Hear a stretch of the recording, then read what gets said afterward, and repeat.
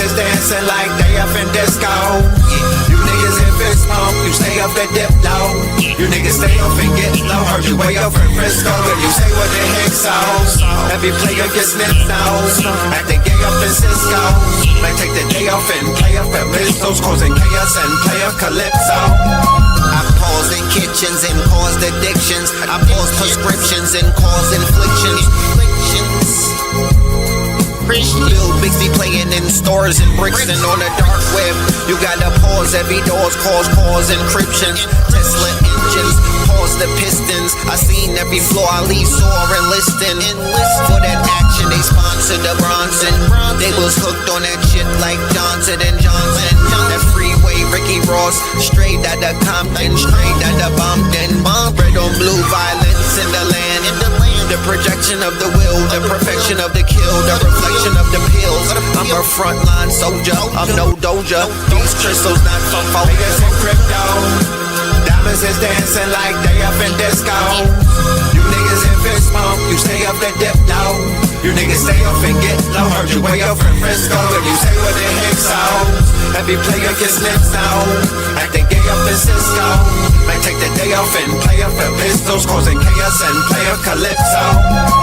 Hickory dickory down, hit a lick, put the sticky in the box. When the blicky get hot, lick off a shot. Heavy in the pedal, we slip off a knot. Heavy in the ghetto, they crib walk a lot. Crib walk the crypto, lift off the stocks. Drips off the crystal and pots. Disco rods in the blocks on my chain from the crystal shop. In the light air, lift off the rock. Toe Virgil right chain on my block. White paint on my socks. White paint on my socks. Hickory dickory dock. Hit the lick, put the sticky in the box. When the blicky get hot, lick off a shot, we lick off a shot. Players in crypto, diamonds is dancing like they up in disco. You niggas in fist pump, you stay up at dip low. You niggas stay up and get low. Heard you way up in Frisco, and you say what the heck so. Every player gets snips now, acting gay up in Cisco. Might take the day off and play up at Mistos, causing chaos and play up Calypso.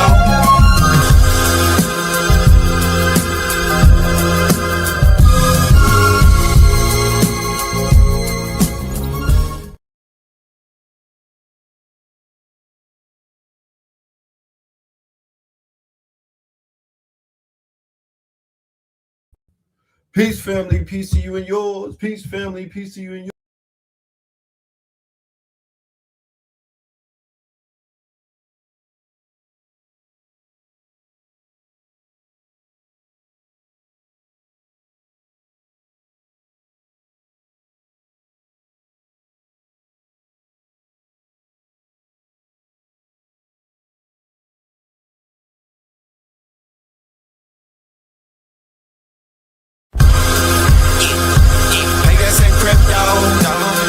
Is dancing like they up in disco. You niggas in fist pump, you stay up at dip low. You niggas stay up and get low. Heard you way up in Frisco, and you say what the heck so. Every player gets snipped nose, acting gay up in Cisco. Might take the day off and play up at Mistos, causing chaos and play up Calypso. I pause in kitchens and caused addictions. I pause prescriptions and cause inflictions.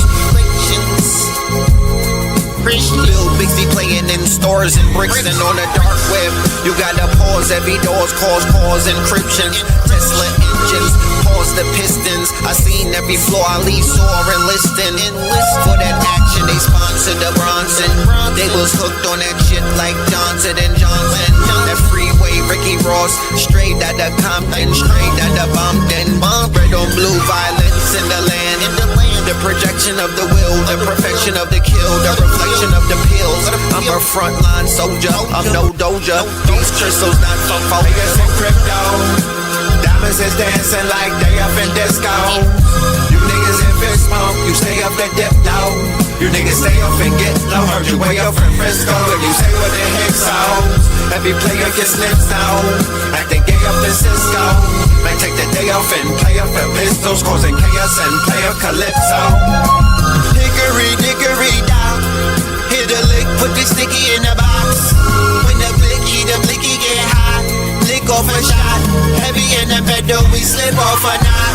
Heavy in the ghetto, they crib walk a lot. Crib walk the crypto, live off the stocks. Drips off the crystal and pots. Disco rocks in the blocks. Liberals hate ice From the because they think crystal it's shop. about border In the policy. light, there, That's not lift why off the I rock.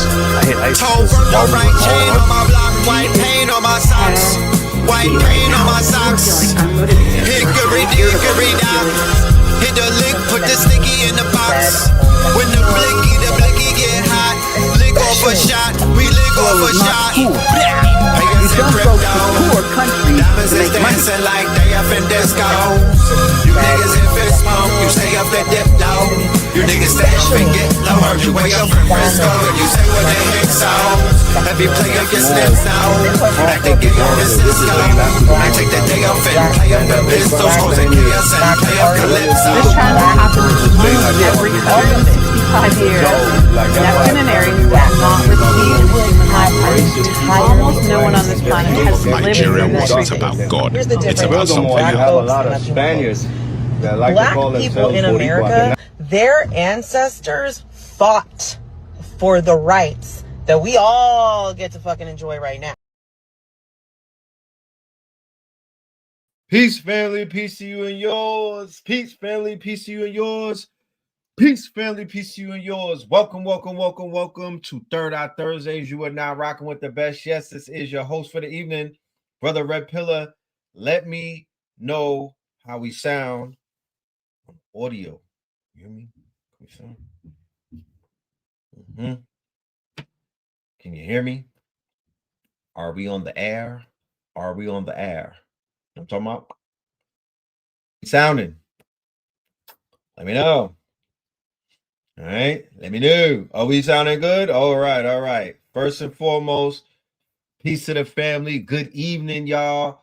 Welcome to Third Eye Thursdays. You are now rocking with the best. Yes, this is your host for the evening, Brother Red Pillar. America is And we about to have a very powerful episode.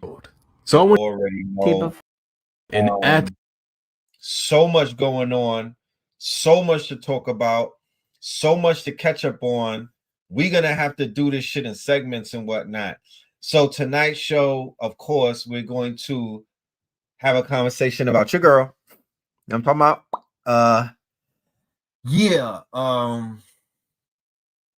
we're gonna talk about her. But before we get into all of that, we gotta cover some announcements, and we also going to touch on some upcoming topics for some upcoming shows and whatnot. So we'll do that before we get into the Nicki Minaj conversation for the night. So let's go and do the roll call. I want to know who's in the building. I want to know who's with us tonight and whatnot. I want to see who is outside with us. You know what I'm talking about? Yeah, man. Shout out to everybody. We did Techno Thursdays earlier with Spin. So if you did not catch that, after this is over, after I finish running my mouth and whatnot, you could go ahead and check out this Techno Tuesdays. This one was powerful. I had my good brother from the Jetson Life Giant. He came through and he debuted his new app. Spin City was debuting the upgraded version of a Menti AI, you know what I'm talking about, which is called Newer Menti. So I need everybody to tap in to what's going on. If you're not aware of what's happening in the world of technology, nigga, it's up. It's up and it's stuck. You know what I'm talking about? They doing big things over there. You know what I mean? Clawbot. What do they call that? Clawbot. Yeah, shit is crazy right now. So you might want to tap in. Don't be late to the party. Don't get Minaj. All right. Bangkok, Thailand. Yo, I saw that new visa thing with Thailand. You get yourself a spot for $90,000. They giving your ass a visa. You could become a resident outside. I'm really looking into that. You know, talking about Red Pillar on tour all year. I'm back in the States, but there's part of me that's still outside. You know, there's part of me outside the border, south of the border. Like, I want to travel. I'm ready to go. I'm ready to fucking go. I'm on my it's the iShow speed effect. I'm ready to go, my G. Maryland in the building, Midwest in the building, San Jose in the building, DMV in the building, Dirty South in the building. I want to know. I might even do a poll as to what country should I visit next. I'm dead ass serious about this. I'm looking at Africa. I'm looking at Africa. But I'm wondering, where should I go next? I'm willing to go somewhere not that far. I'm you know, the 5-hour, 10-hour plane rides. I'm not a big fan of it. But I'm ready to go outside this bitch. I need my passport is not stamped up enough. I had the long talk with the Wiz and everything. Yeah, it's time to go. It's time to go. I'm not, you know what I'm saying? I'm not gonna be happy if I'm just stuck in Atlanta all year. North Hollywood, California. You know I'm talking about? San Jose, Nashville, Tennessee, Wilmington, Delaware, Memphis, Tennessee, Jacksonville, Florida, North Hollywood, T-Dot in the building. And I'm talking about Gainesville in the building, Greensboro in a building. The Thailand visa program is elite. Yes, I saw it. I like it. North Las Vegas in the building, Houston in the building. You said the claw bot is crazy, but you got to be at it. Look, I got to buy your ass a Mac Mini, a separate one though, not your main one. I got the main one. You got to buy a separate Mac Mini and load that bitch up. So it won't take it. You can't put Clawbot on your main computer. Get your ass a dun-dun-dun. Get a Mac Mini for like $300 on eBay, or you can run it on 3 Androids. But you need that shit in your life. I promise you. I'm gonna do a little. I might do like a you know how they got get ready with me videos. I'm gonna do a get ready with me Clawbot videos where I'll show me setting it up and how I'm using it and everything. I'm gonna do like I might do like 44 use cases for it so people could understand what the fuck is going on right now. It's just some it's some major level, it's some major shit going on right now. Trust me. San Fran, Orange, New Jersey, VA in the building, Hartford in the building, Nigeria in the building, San Jose in the building, Japan in the building, Brazil in the building, Georgia in the building, Punta Cana. I'm going to where the gold is at. That's where I want to go. Facts. I want to go where the gold is at. I was watching Brother Richard's show, right, with Professor Smalls and Infudishi last night. And ever since I came back from this trip of mine over in the jungles of Colombia, my intuition has been on point. The ayahuasca is still working. It doesn't, you know what I mean? It's not like you go on one trip. I met a dude who did 80 different ayahuasca trips. 80. So I'm not trying to do 80 of them. I'm just saying that it's an ongoing type of thing. It could stay with you for a whole year, but it has enhanced my intuition. It has enhanced my telekinesis, and it has enhanced my third eye and whatnot. So I was literally sitting there meditating and whatnot. You feel me? And it was just like shit was just coming to me. Why don't I have a picture at Salar de Uni? What's that? Maybe I'm missing out on something. What's that? I want to know. What is that? Cuba. Oh, Cleveland, Salvador, Brazil. Shout out to Brazil. Stone Mountain in the building. Indiana's in the building. Fountain Valley, Cleveland. What's popping? Detroit. Legends. What's popping? Colorado.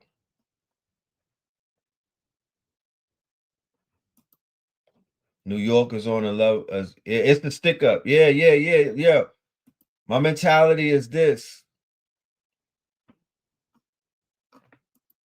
You hope that I trip with a shaman. You can't do a trip without a shaman. So the show with Professor Smalls and Infudishi, Spirit told me immediately. I didn't even have to look far. It just came to me and was like, Red, there are elders from the 70s in the 80s from the beginning of the Pan-African movement. Maybe elders that Mfudishi and Baba Smalls looked up to, who went to Africa. They didn't go to Africa after I Show Speed. They've been in Africa for decades and whatnot. They was like, they got the gold. Go over there and get it. That's what Spirit told me. It said, go and get your gold, nigga.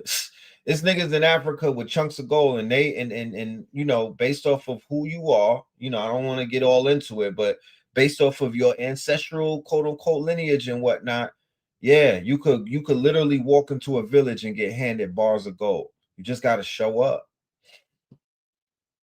Who are the people behind you in the picture?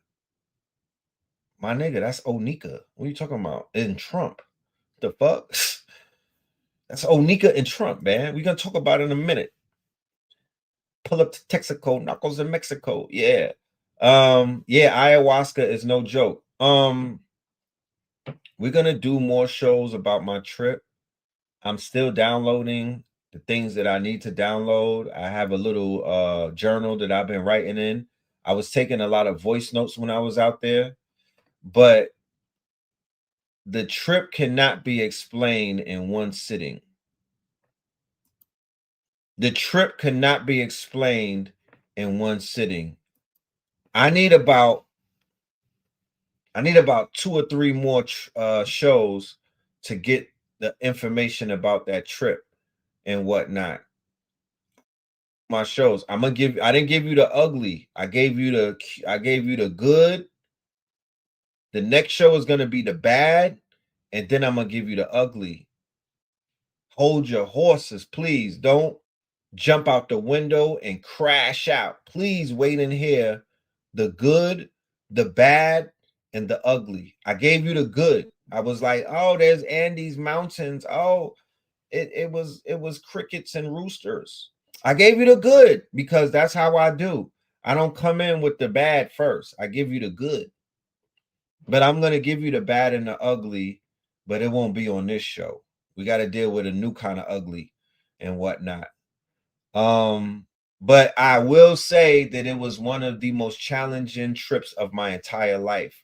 Yeah, I travel a lot. I'm a jet setter and whatnot. I used to move around the world when I was in the underworld and whatnot. I used to travel more when I was on the other side of the fence than I actually do now as a legend or what they call a influencer or a thought leader or whatever the title is. I don't even travel enough. I used to travel more when I was out there chasing money and whatnot. I've never had the challenges that I had on this trip. There's a lot that needs to be spoken of. There's a to be honest about. There's a lot of shit that I observed, and there's a lot of negative shit that needs to be addressed, and it's gonna happen in the upcoming shows and whatnot. So we'll get to it. But my life is an interesting balance of both polarities. So, you know, I would have never expected for the trip not to be challenging. I would have never expect the trip to not to be quote unquote, you know, a crossroads type of thing where I was literally in the crossroads more than once. I would have never expected the trip not to be super dark. You know what I mean? This was the darkest dark night of the soul that I've ever experienced. Ever. This was the most darkest shit. Do you know what I mean? I'm a dark nigga. You know what I'm saying? At the end of the day, like I'm red pill. I am the red chakra. I am who I say I am. You feel me? I am who I say I am. And this shit did not fail to deliver. This was some dark shit, bro. And to be honest with you, I'm actually kind of glad that nobody showed up. And I had to do this shit on my own and whatnot. Cause I don't know if everybody could have handled it. Y'all might have been mad at me at the end of the whole trip. Like, damn, bro, you didn't tell me that this was what we was gonna be doing. Like, I'm just glad that nobody showed up and I had to go and do it my own, you know, witness this shit, experience this shit. And so I can come back and tell people what's really popping versus what's not popping. So just to give you a taste. Right? I'm gonna show you this. Hold on.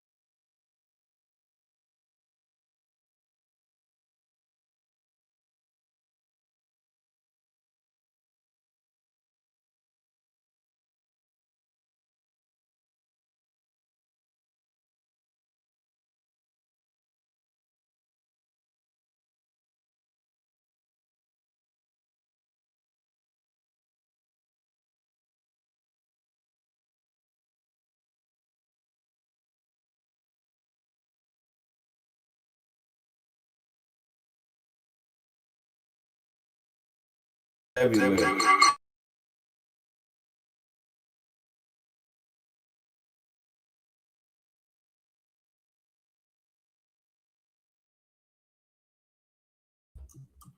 Hello? Hello?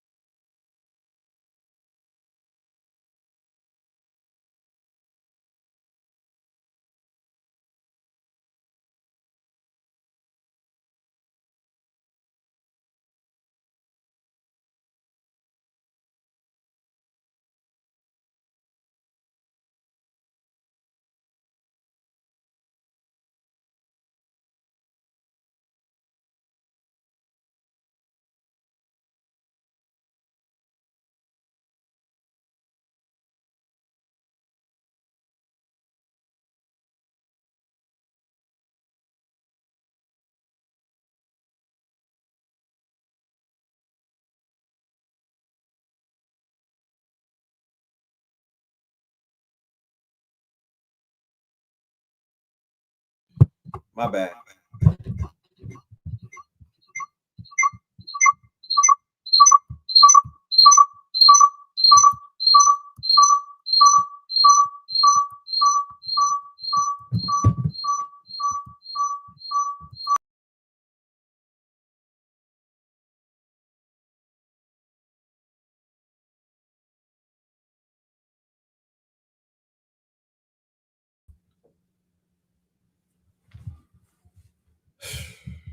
Y'all all right? My bad. I'm just going through it. Check this out. And like I said, I'm going to get to the rest of what's going on in South America, but this is my plane, yo. So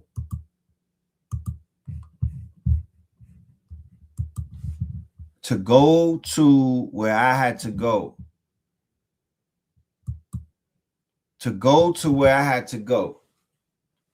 on my trip, I had to take 2 planes, right? I had to take 2 planes. And you go to Bogota, and then you take a 2-hour flight to Putumayo. Now, if I wanted to get there by car from Bogota, 16 hours, 14 to 16 hours, almost similar to if you get in a car drive from New York City all the way to Atlanta, right? And usually when I do those type of trips, sometimes I want to just sit back and think. I remember I was listening to B-Dell a lot, and he was warning about trips and everything. So I was like, you know what? I'm kind of good on that. You feel me? I'm kind of good on that. because it make my back hurt and whatnot. But real talk, you know what I'm talking about? I did the trip, right? Here's a clip right here when I was in Puerto Rico. Real talk, you know what I'm talking about? Not that dog shit, that God shit. So this is a farewell party because, you know, I won't be the same person just in front of this camera when I leave and I tap out. And I'm cool with that. You feel me? Shedding some skin. Yeah. So this version of myself, or this variant and whatnot, he has come to his, you know, on the hero's journey, he's coming to his end. So it's time to retire. Talk about GPT 5.2 to give you GPT 5.3.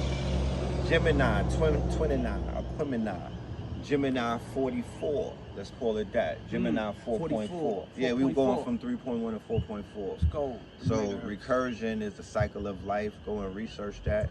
That is the recursion. That's the snake eating its tail and whatnot. Generator, operator, destroyer. Ooh. So you got to destroy, and like GPT-2 have to retire. And Photo has been circulated. my bad. So that was on the way. That was Puerto Rico, right? So this is the plane that I took to go to, quote unquote, the trip, right? When I got on the plane, I was like, yo, this is an Aaliyah plane. You feel me? Because it was one of those planes where you had to walk the tarmac to get on the damn plane. And anytime I got to walk the tarmac to get on a plane and it's not a private jet, I'm like, yeah, shit is kind of weird. You know what I'm talking about? So I got on this plane twice. I got on the plane going to Putumayo, and I got on the plane coming back from Putumayo. I came back on this plane on Sunday, right? January the 25th. 3 days later, this plane crashed yesterday, ladies and gentlemen. This was the plane that I was on. Okay? This was the plane that I was on, bro. So I'm like, yo, how the fuck does a plane crash that I was just on, bro? Going to these fucking mountains, bro. Going to the jungle, bro. Like, I never heard of this plane line in my life. You understand? I never heard of this plane in my life. But I know when I got on that plane, I was like, nah, this is the Aaliyah plane.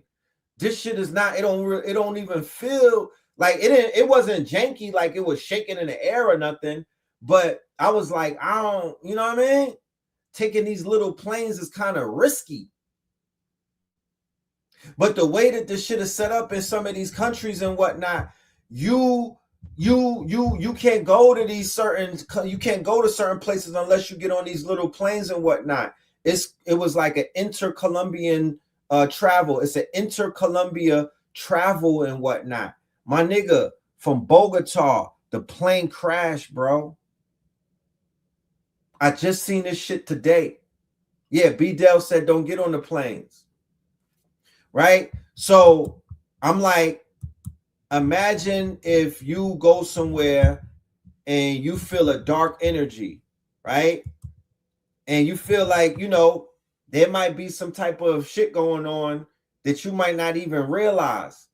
And then later on, a plane crashes that you was on. Like I said, we're going to get into the conversation of the good, the bad, and the ugly, because there's 3 parts to every story, my niggas. Everything ain't all peaches and cream. Liberals hate ICE because they think it's about border policy. Everything is That's not why I hate ICE. I hate ICE because while we were all arguing about energy is heavy right now. If you are feeling unmotivated, you are feeling irritable, you are feeling sluggish, you're not alone. Let's get into what's going on in the energy field, what you might be feeling, and how to deal with it. Last week, we had a gigantic geomagnetic storm, the biggest that we've had in over 20 years. Huge solar flares, a ton of energy. our bodies were processing all of that energy. So as light beings, we were running through a ton of energy. Now we are exhausted. We are fatigued. Energetically, a fog has also just rolled in. So it's almost like we are trying to shine our light through this gigantic, thick, heavy fog. And we are exhausted. We are running through all of our storages of energy. And if you've been following me and paying attention to what I've been posting, we are always moving our energy, and we should be moving it. So it's either stuck and stagnant, or we're moving it through it too fast if we don't feel well, right? So if you're feeling really fatigued and out of it, then you are in a collapse state of energy, meaning you've run through it too fast, too hard, okay? So we're trying to get through this fog, and you might be feeling right now really sluggish, really just like you don't want to do anything, feeling like you're moving through mud. You might be feeling exhausted. You can't keep your eyes open. You're so fatigued. You might be feeling really irritable, really cranky. You don't want anyone to talk to you. You don't want to be bothered. You're also kind of like overstimulated, like just overdone, burnt out, fried, done, like ding, done. Okay.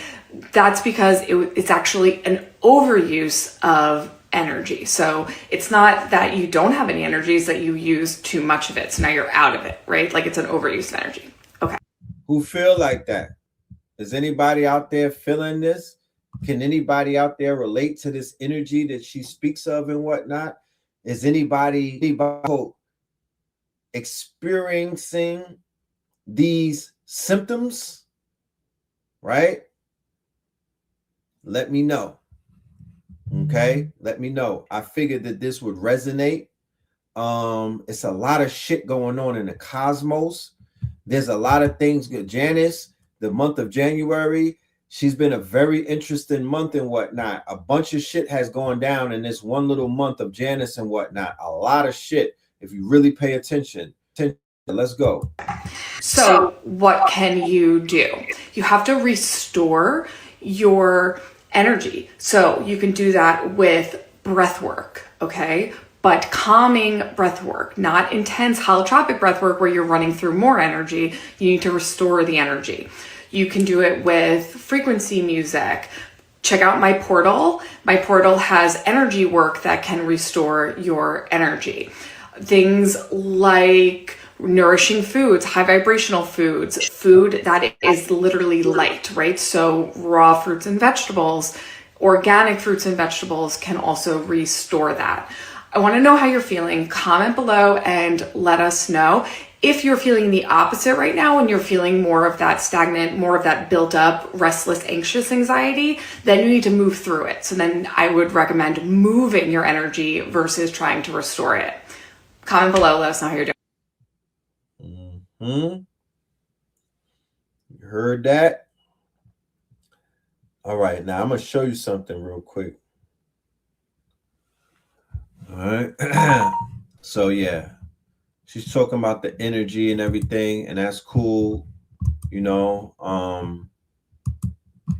check this out. This came across. I wanted to show y'all this. So this is me leaving.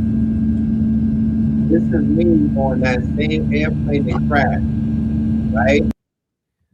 This is me on the same airplane, Santana, right? It's called the airline is called Santana or Santana, right? This is me leaving. Where was I leaving? Was I leaving Colombia? Oh, this is me leaving Bogota. Look at the real estate in Bogota.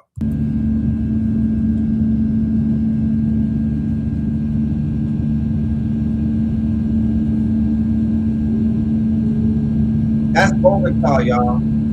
That's the I think that's the capital. I don't know if it's Cartagena. Where's the capital at? But this is Bogota. This is coming from the same airport where these people was looking at me in the airport like something was wrong with me. I was wearing the Garvey sweater. Oh my goodness. I told y'all, if looks could kill, y'all niggas would have been at my Charlie Kirk Memorial, because those conquistadors in that airport was looking at me like I had 3 heads, like they was better than me. Let's just keep it let's just cut right to it. They was eyeballing the God. Like they was better than me. I would have thought that these people was going to Beverly Hills or something. I would have thought that these people was getting in a Uber and pulling up to a gated community or something. How dare these niggas look at me like that? And I get on a plane and I look out the window and I'm like, what the hell? Y'all don't have no right to look at me like that. How about that? Y'all don't have no fucking right to be looking at the God like something is wrong with me. And y'all have accepted these people who came and completely fucking pillaged your entire country. And for the niggas that sold us out, because they sold us out in South America. They sold the Moors out. They murdered us. They ethnically cleansed us from our empire. That's what I saw. And the people who is a bunch of guilty parties. It's not just the conquistador. He has buffers that are in line that benefited off of slaying the Moors. But this is what they did all of that for this. They did all of that double crossing to live amongst this. This is what they did us dirty for, to live like this. Huh? Get the fuck out of here. You niggas, y'all can't look at me and go crazy, bro. Until your country y'all let these people do this to y'all. They running around worshiping gringos and whatnot, and they worship in the Catholic Church, and look at what the fuck they got these people living in. And y'all come to America and have the fucking audacity to try to stun on us. Are you serious? Are you dumb? This is the whole country. And they want to look at Black Americans like it's something wrong with us. Like we the problem. Y'all would never say nothing to these conquistadors that got y'all living in squalor. How dare you niggas ever try? Bro, I'm taking this shit personal because I literally had to walk through a sea of some racist motherfuckers of all complexions, all background. They was looking at the guard like I didn't belong in an airport. And then I get on the plane and I look out the window and I'm like, nigga, are you dumb? Are you serious? I didn't see but 10 people in the Bogota airport. I was in that bitch for about 3 hours. This is an international airport. The Black people that I see had their heads down. How dare you niggas shit on the Moors like that? How dare you niggas uphold these people? Because I promise you, they are going to be the ones that are going to be in the middle of us getting anything that we want. I went there and I saw what it is. They are the buffers. They are putting these people in the middle of our fucking our land that they stole. They stole our resources. They stole. The airport is called El Dorado. That used to be called the City of Gold. The City of Gold, them people who live in El Dorado or Bogota, they're not from the City of Gold. They are not from the City of Gold. The people from the City of Gold got murdered. They got enslaved. They called them niggas slaves. They put them in chains. And the women who they left behind, I don't even want to tell you what they did to them. Because when you go into South America right now, you go into Latin America, they have their fucking boot on the neck of Black women. The main person who bore the brunt of what these conquistadors came and did to Al-Andalus, to our great empire, is our women, bro. That shit hurts, bro. My heart was broken, bro. I left Latin America with a broken heart. And then it's like Bad Bunny. And they got all of these motherfuckers copying us, swagger jacking us. So the same exact thing that Bad Bunny did with hip hop, they did that shit 3,000 years ago to the Moors.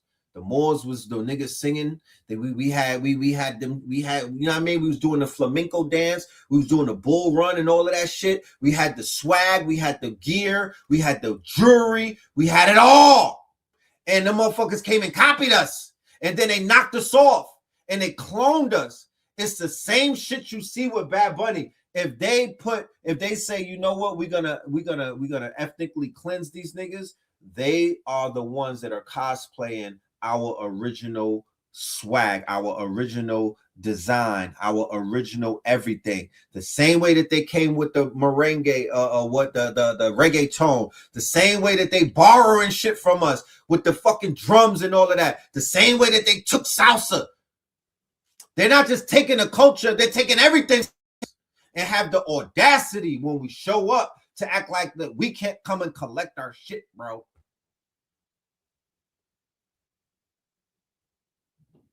They have a century-long crusades against your black ass that you don't even realize. They have centuries long. The most militarized, I feel, is Brazil against the melanated Moors and whatnot. But it goes from different state to state. Look at what they did in Argentina. Straight ethnically cleansed us to the point where that shit is all white now. They wiped us out. Wiped us out. They talk about, you want to talk, the shit going on in Africa is one thing. Why nobody, the shit that happened in North America is another thing. Why nobody talked about what happened in Latin America to the Moors? Why is nobody addressing the complete Holocaust of our people in Latin America? They wiped us clean. They wiped us clean, bro. I'm talking about tenderism off the bone. They should, Mr. Tender should be over there. They wiped us clean off the bone.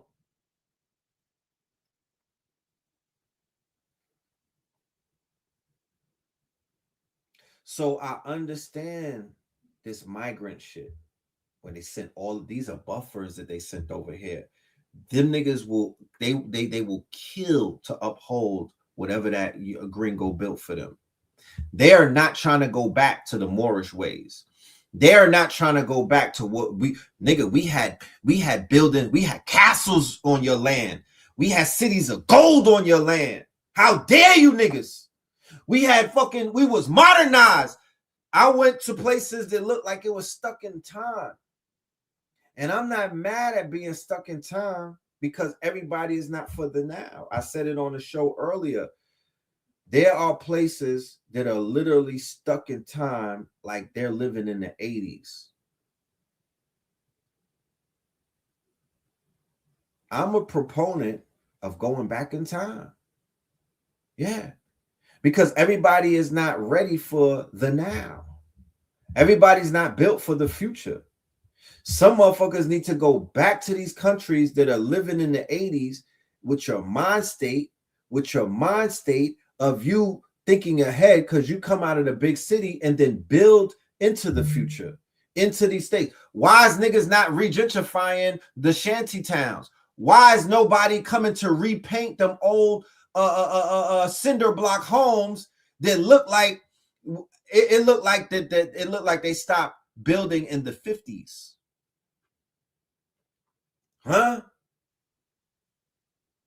It looked like they stopped building in all of these places that I've been visiting, from Puerto Rico to Bogota to Putumayo. Why does it look like you niggas stopped building in the 50s?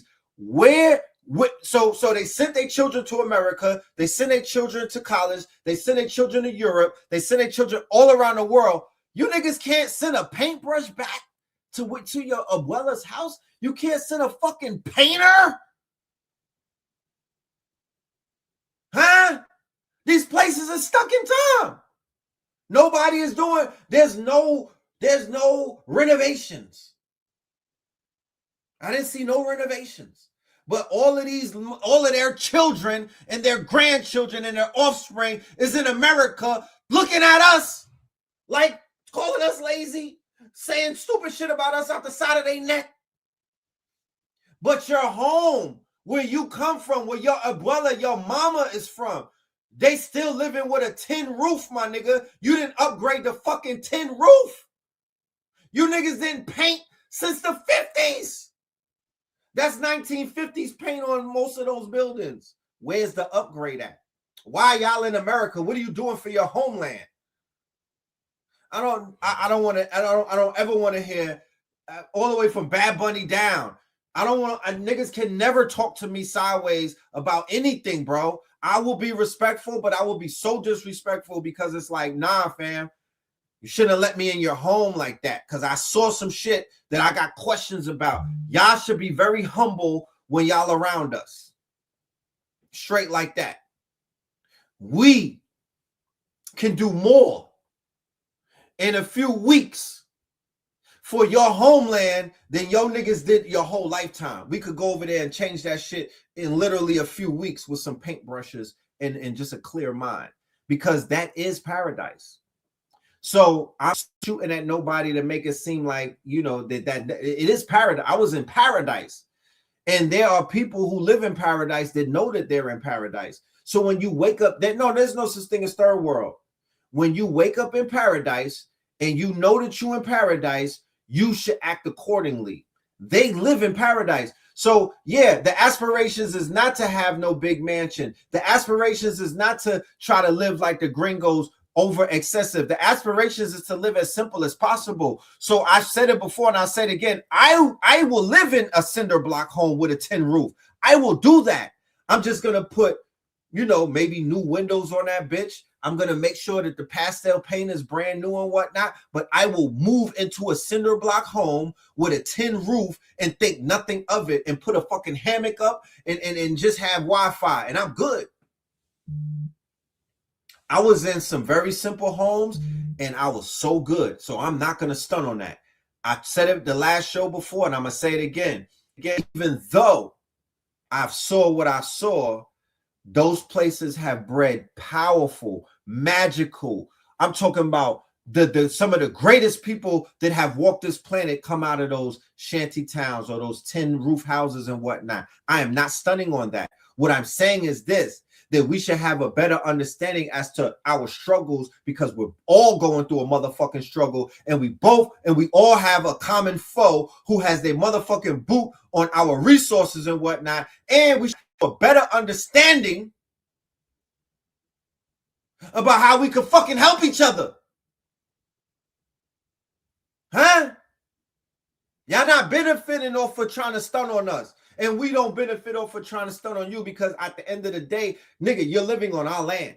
That's our land. That's Alhambra. That's Al Andalus, nigga. That's us. I can show you that's us. Bolivia, Colombia, Paraguay, Uruguay, nigga, Argentina, the whole shit, nigga. Brazil, everywhere.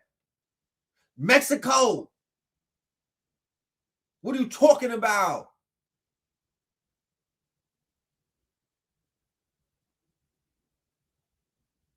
Spirit told me during that whole Pablo Escobar coke shit, they were ethnically cleansing our people, bro.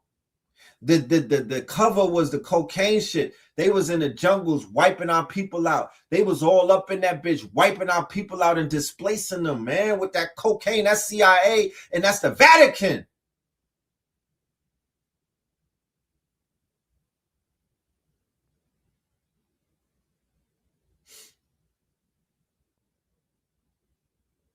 I need my Moors.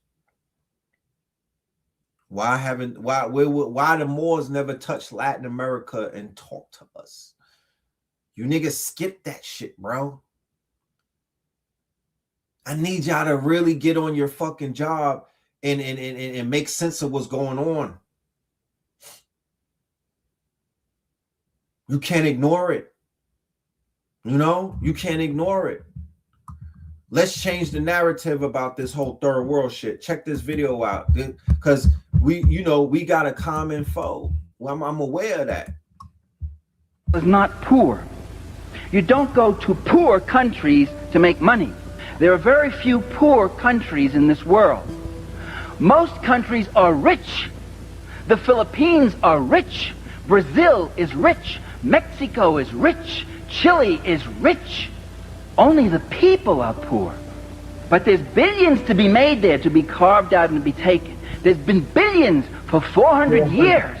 The capitalist European countries to make money. There are very few poor countries in this world. Most countries are rich.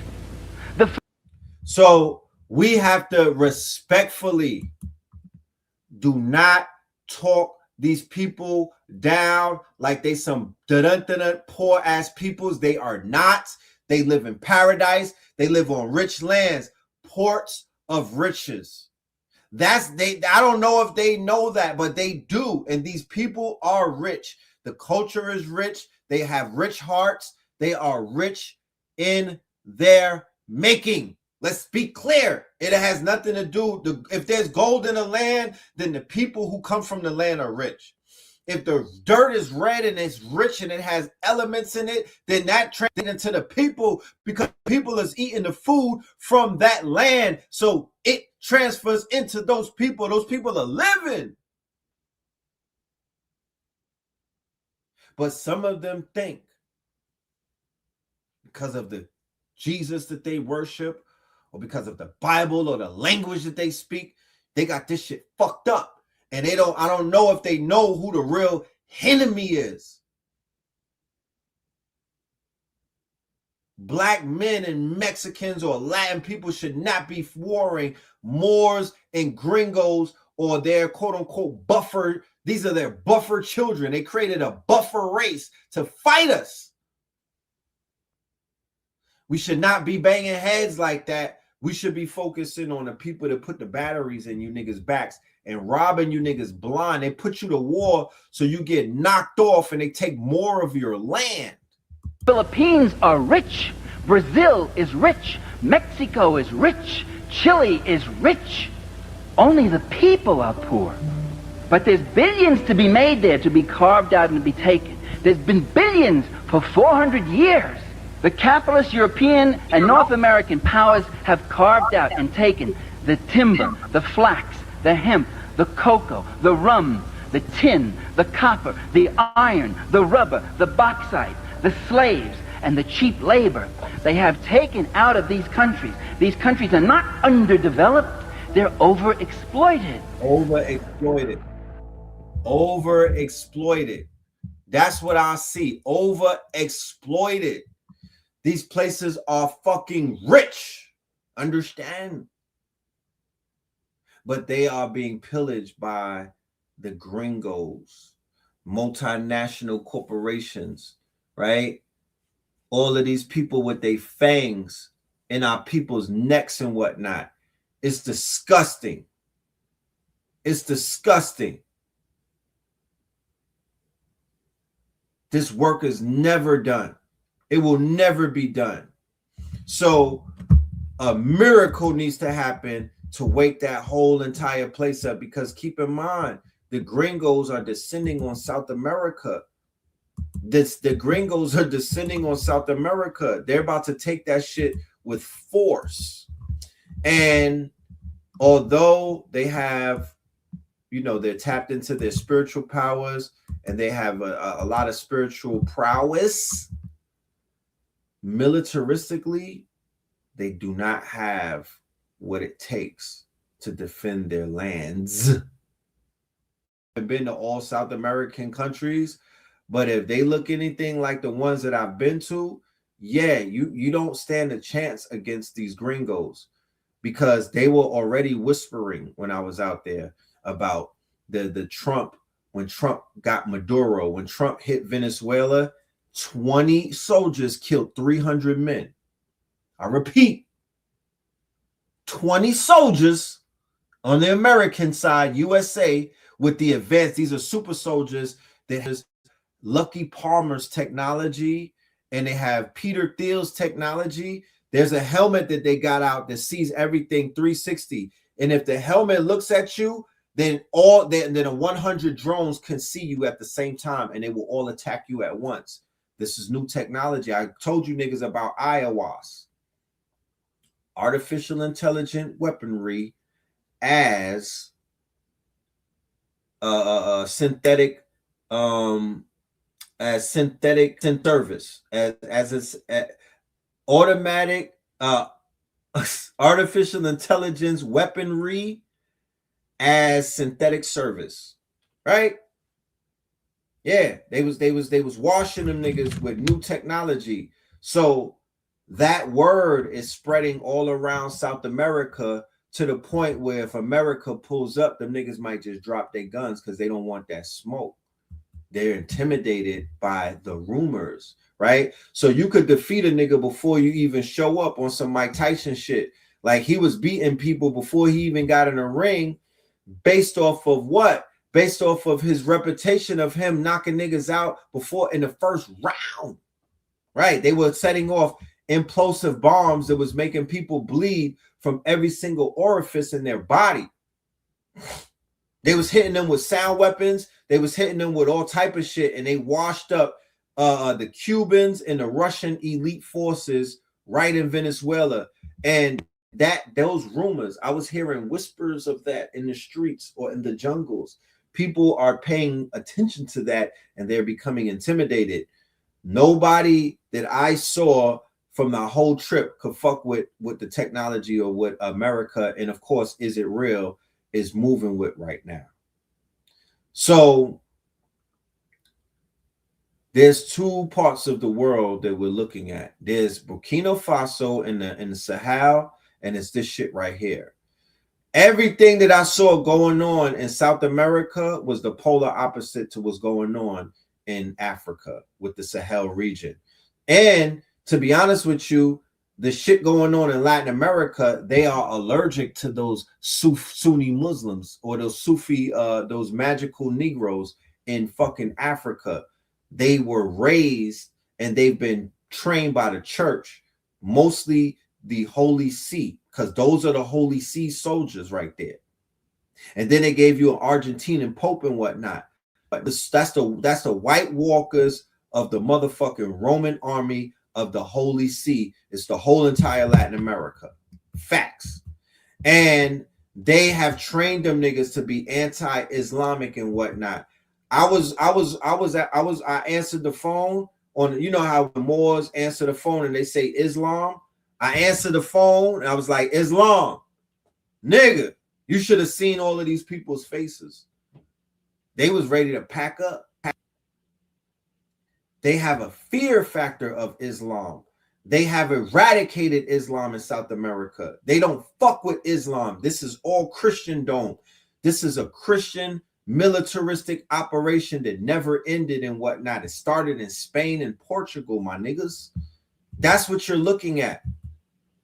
And black people was not slaves like that. They got conquered. They were on that fucking land. They got their shit knocked off. They got conquered.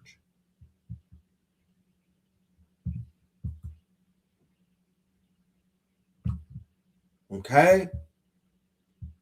And it's a fucking shame.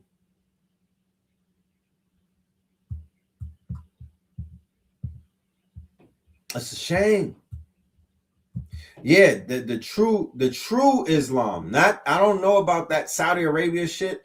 They are against the true Islam. They were masjids all up and down South and Latin America. They had cities of gold. They had masjids with gold roofs and whatnot. They had castles. They had architecture. They had architecture that was similar to what they found in Spain and whatnot.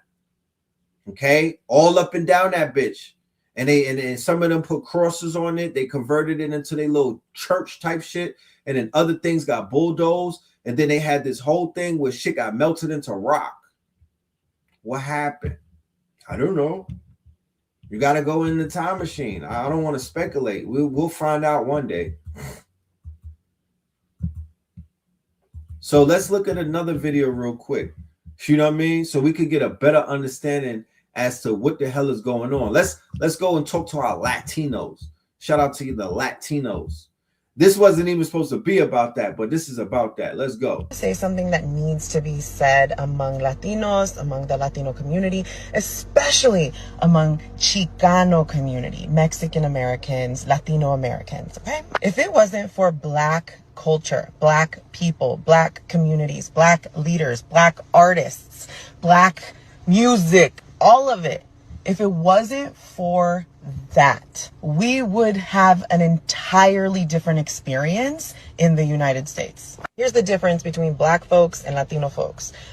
Black people in America, their ancestors fought for the rights that we all get to fucking enjoy right now. So many Latinos act like white folks just decided to give Latinos rights, just decided to let Latinos vote, just decided to put laws in place so that you could buy property. If it wasn't for Black leaders, Latinos wouldn't even be able to bring their kids to a public school. We have a lot of the privileges that we have today because of the Civil Rights Act, because of the Fair Housing Act, because of Voting Rights Act, which for those of you Latinos who voted for Trump, you're welcome. If you are Latino, you better recognize the gift that we were just handed from Black people. So it actually makes sense that more Latinos voted for this president because you didn't have to work for the rights that you were just handed. When people from other countries come to America and see that you can make money in America and you could chill in America and you could lay up in America and you could bust nuts in America and you don't even have to sell your ass in America, they are going to do everything to uphold what the fuck they assume America is. And niggas trying to get into office, that's getting in the way. They're not fucking with that. They're not trying to live in no black world. Let's be clear. As much as she's trying to cap, black people gave you cornrows and yeah, whatever. They will die. They will die before they live in a world where niggas dominated, because they remember what happened. They remember what the fuck was going on, and they should want to go back to that, but they want to go back to making $5 an hour. They want to stick with that. They want to stick with the whatever this gringo set up to make shit cool with them. They're gonna fight you for that. They will burn. They will get on the side. If they get deputized, they will put on the motherfucking fatigues and they will ride on you so they can live the American dream. You got to travel outside America to understand what the American dream, why it resonates so much. Okay? Why it resonates so much. This is why it resonates so much. Because even with niggas living in Brownsville, even with the homeless population, even with all of that shit going on, we don't got this. We don't have this.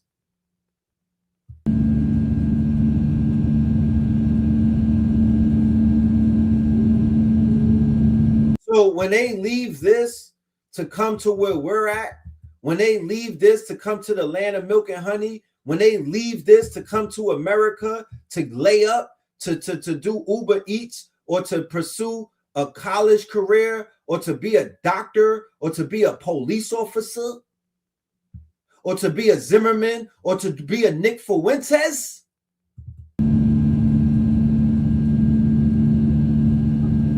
same way that they took your ass out in Latin America, they're looking to take you out. They're like, why these niggas got so much power in America? I promise you. Why are these niggas in a position? They're not in a position in Latin America. Why y'all got them in positions in the USA? Fuck that. Fuck them niggas. Fuck them Moriscos. Because my papa, right, who is the preacher who you sat on his lap, my papa told me about the Moors, you know, and we're going to do everything to stop them.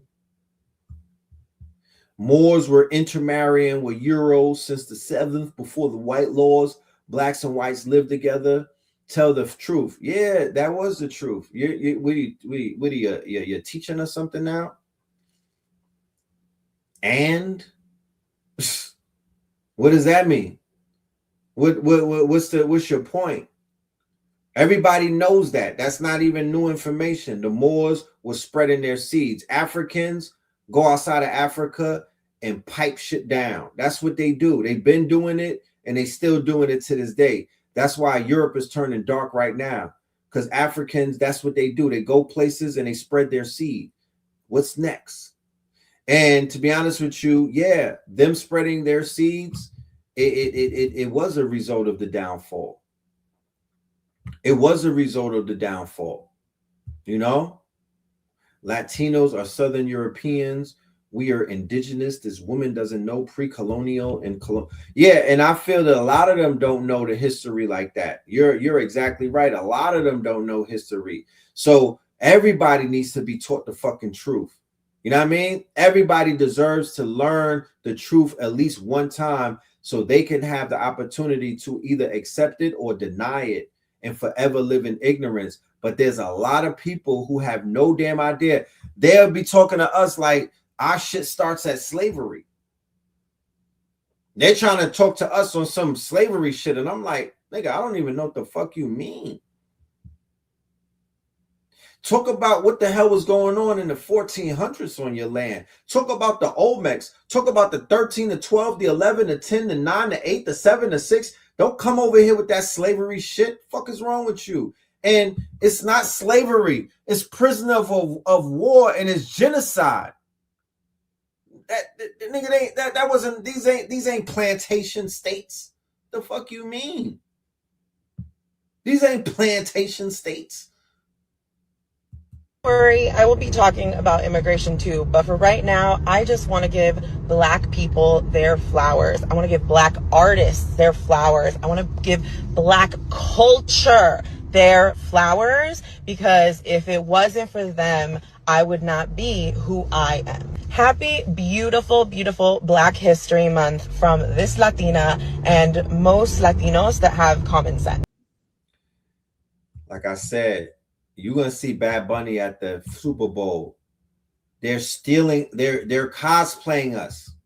They all of that shout out shit. That's not, I'm not buying it. I saw cosplaying taking place.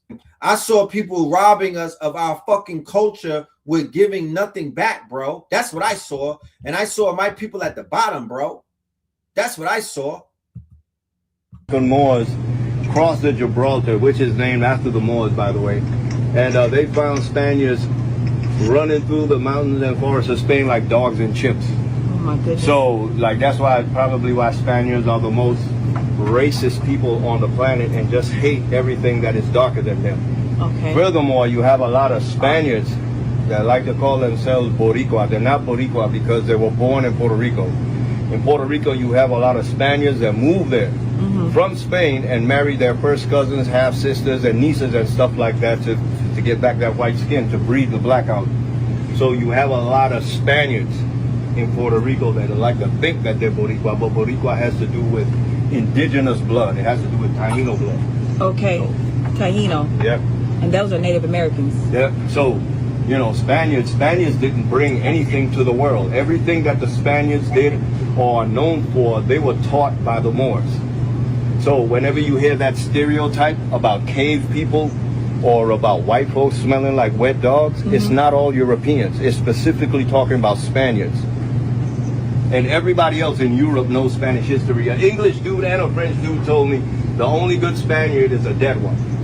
My grandfather is a Puerto Rican Taino, rest in peace, from Culebra. He told me the same thing, and I believe him too. I've never met a Spaniard that wasn't a piece of shit. I've never met a Spaniard that just had manners and respected other people. So how do we know who was the Spaniards? Because I have no idea now.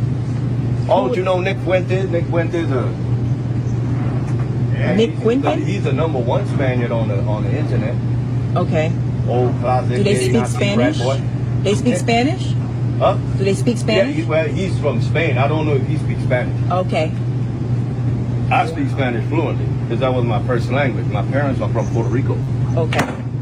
And I grew up there with my grandparents and St. Thomas, where I was born.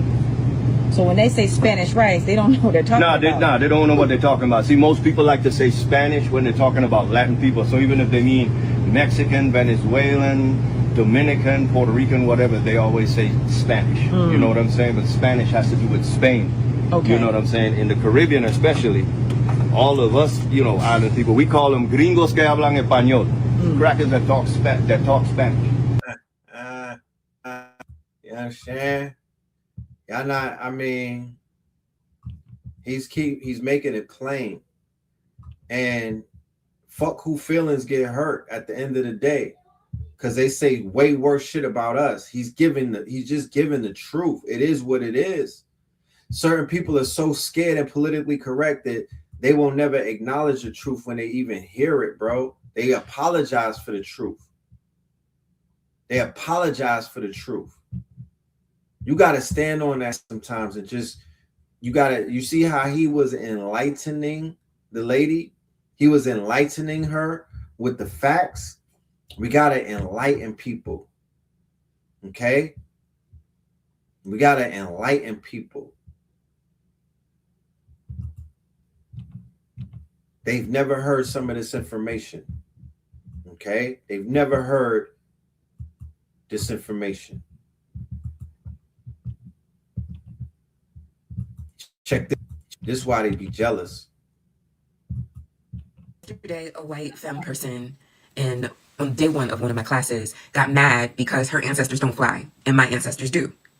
And a simple group discussion, this is not a metaphor, this is a true story that I'm telling you right now. The conversation was just us talking about, in a small group, about theory. What is your definition of theory? What is your definition of theorizing? And she got upset because as she started talking about subjective versus she went on to say, because when people start talking about ancestors with feathers and wings, I just can't take it. And I had already said in my introduction, as we were coming together in this woo-woo school program that we're in, I had already said, you know, it's okay. One of the like agreements that we can make in this class is it's okay for us to not actually have the same beliefs and truth systems and epistemologies. That would make sense anyways. So when you feel some kind of way, it's okay to just sit with it, right? Just eat it. Like I hear stuff. This is a PhD program in women's spirituality. What you think is going on over here? You think we over here talking about the dirt and rocks? Like that is, we are talking about stuff that is immaterial. Every single class, no matter what the class is, everything that we are talking about is immaterial in many ways. That is what theorizing in theory is. I'm getting away from myself. I came here to say that she went on a wild racist rant. It was already racist to project that it is mythology, that people's ancestors. No, actually, social scientists sat down and interviewed my ancestors and asked them what happened. What happened at the New Orleans? No, what happened at Igbo Landing? It's not the only account of African people getting up off the ground and flying. You weren't there, June. You weren't there. I'm sorry that your ancestors don't fly. My ancestors fly. Me with this Eagles. Fly, Eagles fly. No, yeah, my ancestors fly. I want to say this because this is such a perfect example of the kind of violence that Black people in general, but particularly, you know, my own lived experience, Black women experience, and even in the most woo-woo programs. Imagine being in a program where, and when I was like reflecting back what was happening, I had my classmates cracking up because I was like, last semester, somebody started a class by saying, we're going to do a grounding. Go get your instruments. Go get your instruments! And then one of the people in the class, I was like, this one tried to make us all have an orgasm during a grounding last semester. And you think you're about to be in this class mad because people have a different epistemology than you? And that's why they mad. And that's why they mad. Because your ancestors could fly and their ancestors could not fly. And they have spent they have spent centuries being violent towards you and your people because your ancestors could fly and their ancestors could not fly. And they do everything in their power to try to distort your capacity to understand your ancestors' profound, you know, like, when I say God, that's not a metaphor for something. A cup of the ocean is the ocean. A cup of God is God. God body. And that's why they mad. That's exactly why they mad. Stop letting people whose ancestors couldn't fly tell you that your ancestors couldn't. There may be some people in this audience that will never understand what the fuck she's talking about and never comprehend a word that she just said. They're mad because your ancestors can fly and theirs can't. So they demonize your powers and put and made it seem like that shit was a curse. But on Disney, on Nickelodeon, when they was playing with them little children and whatnot, they was pushing white children doing magic. The Disney Channel was pushing it. I remember when my son was watching Henry Danger and all of this stupid shit years ago, I was seeing it. They scared that your elders can fly. And for the ones in Latin America that can turn into eagles, they could turn into jaguars, they could turn into leopards and whatnot, right? When the Europeans was when they was hunting down all of these exotic animals, 6'7", killing all of our ancestors when they were in their zoomorphic forms. What is zoomorphic form? Zoomorphic form is that a human could turn into a motherfucking animal. Zoomorphia, right? So you have shamans that were turning into the jaguar. They were turning into the bear. Henceforth, in North America, while the hunters be in the forest killing everything brown. They're not just hunting fucking animals. They're hunting shamans. Huh? They're hunting shapeshifters. Come on now. So, yeah, they're mad that they can't change form and you can. And they got your ass in a motherfucking bind and whatnot, because here it is that now they got you scared of your magic. I Show Speed went to Africa. Huh? I Show Speed went to Africa, and you saw spirituality. 50 million people was watching. He went into Benin, and the shit, the what was that? The spirit of death, right? It some shit formed out of nothing. He showed you right there in real time. They doing magic in Africa right there. And then people were like, all of the fake Bible thumpers was like, I Show Speed was being possessed by demons in Africa. No, nigga. The demons possess Kai Cenat, and they're small hats from Tel Aviv, nigga. If you want to talk about a possession, go and look at Kai Cenat. That's a possession. You know? That's a possession. But I didn't see that with I Show Speed. Shout out to Chaka Bars, because he was behind a lot of that stuff that you see with I Show Speed. Chaka Bars was the OG behind that. He was the elder. He was the coach who helped put a lot of that stuff together, especially when I Show Speed was visiting some of the very culturally indigenous places. Chaka Bars had a hand in that. And that right there is a prime example as to the role that the elders or the master teachers should be playing on the world stage with these quote unquote brands or with these quote unquote influencers. They should be the coach in the cut, right? Coaching the Shador Sanders of the world, the new energy, the new hitters, the new quote unquote explorers and whatnot. With the knowledge that you have, right? You apply that knowledge and you teach your young brothers and your young sisters, and you walk them into your world and whatnot, and you set it up like that. That was an excellent fucking play. That was an excellent play. Mexican fought those Anglos over. Yeah, so what I also saw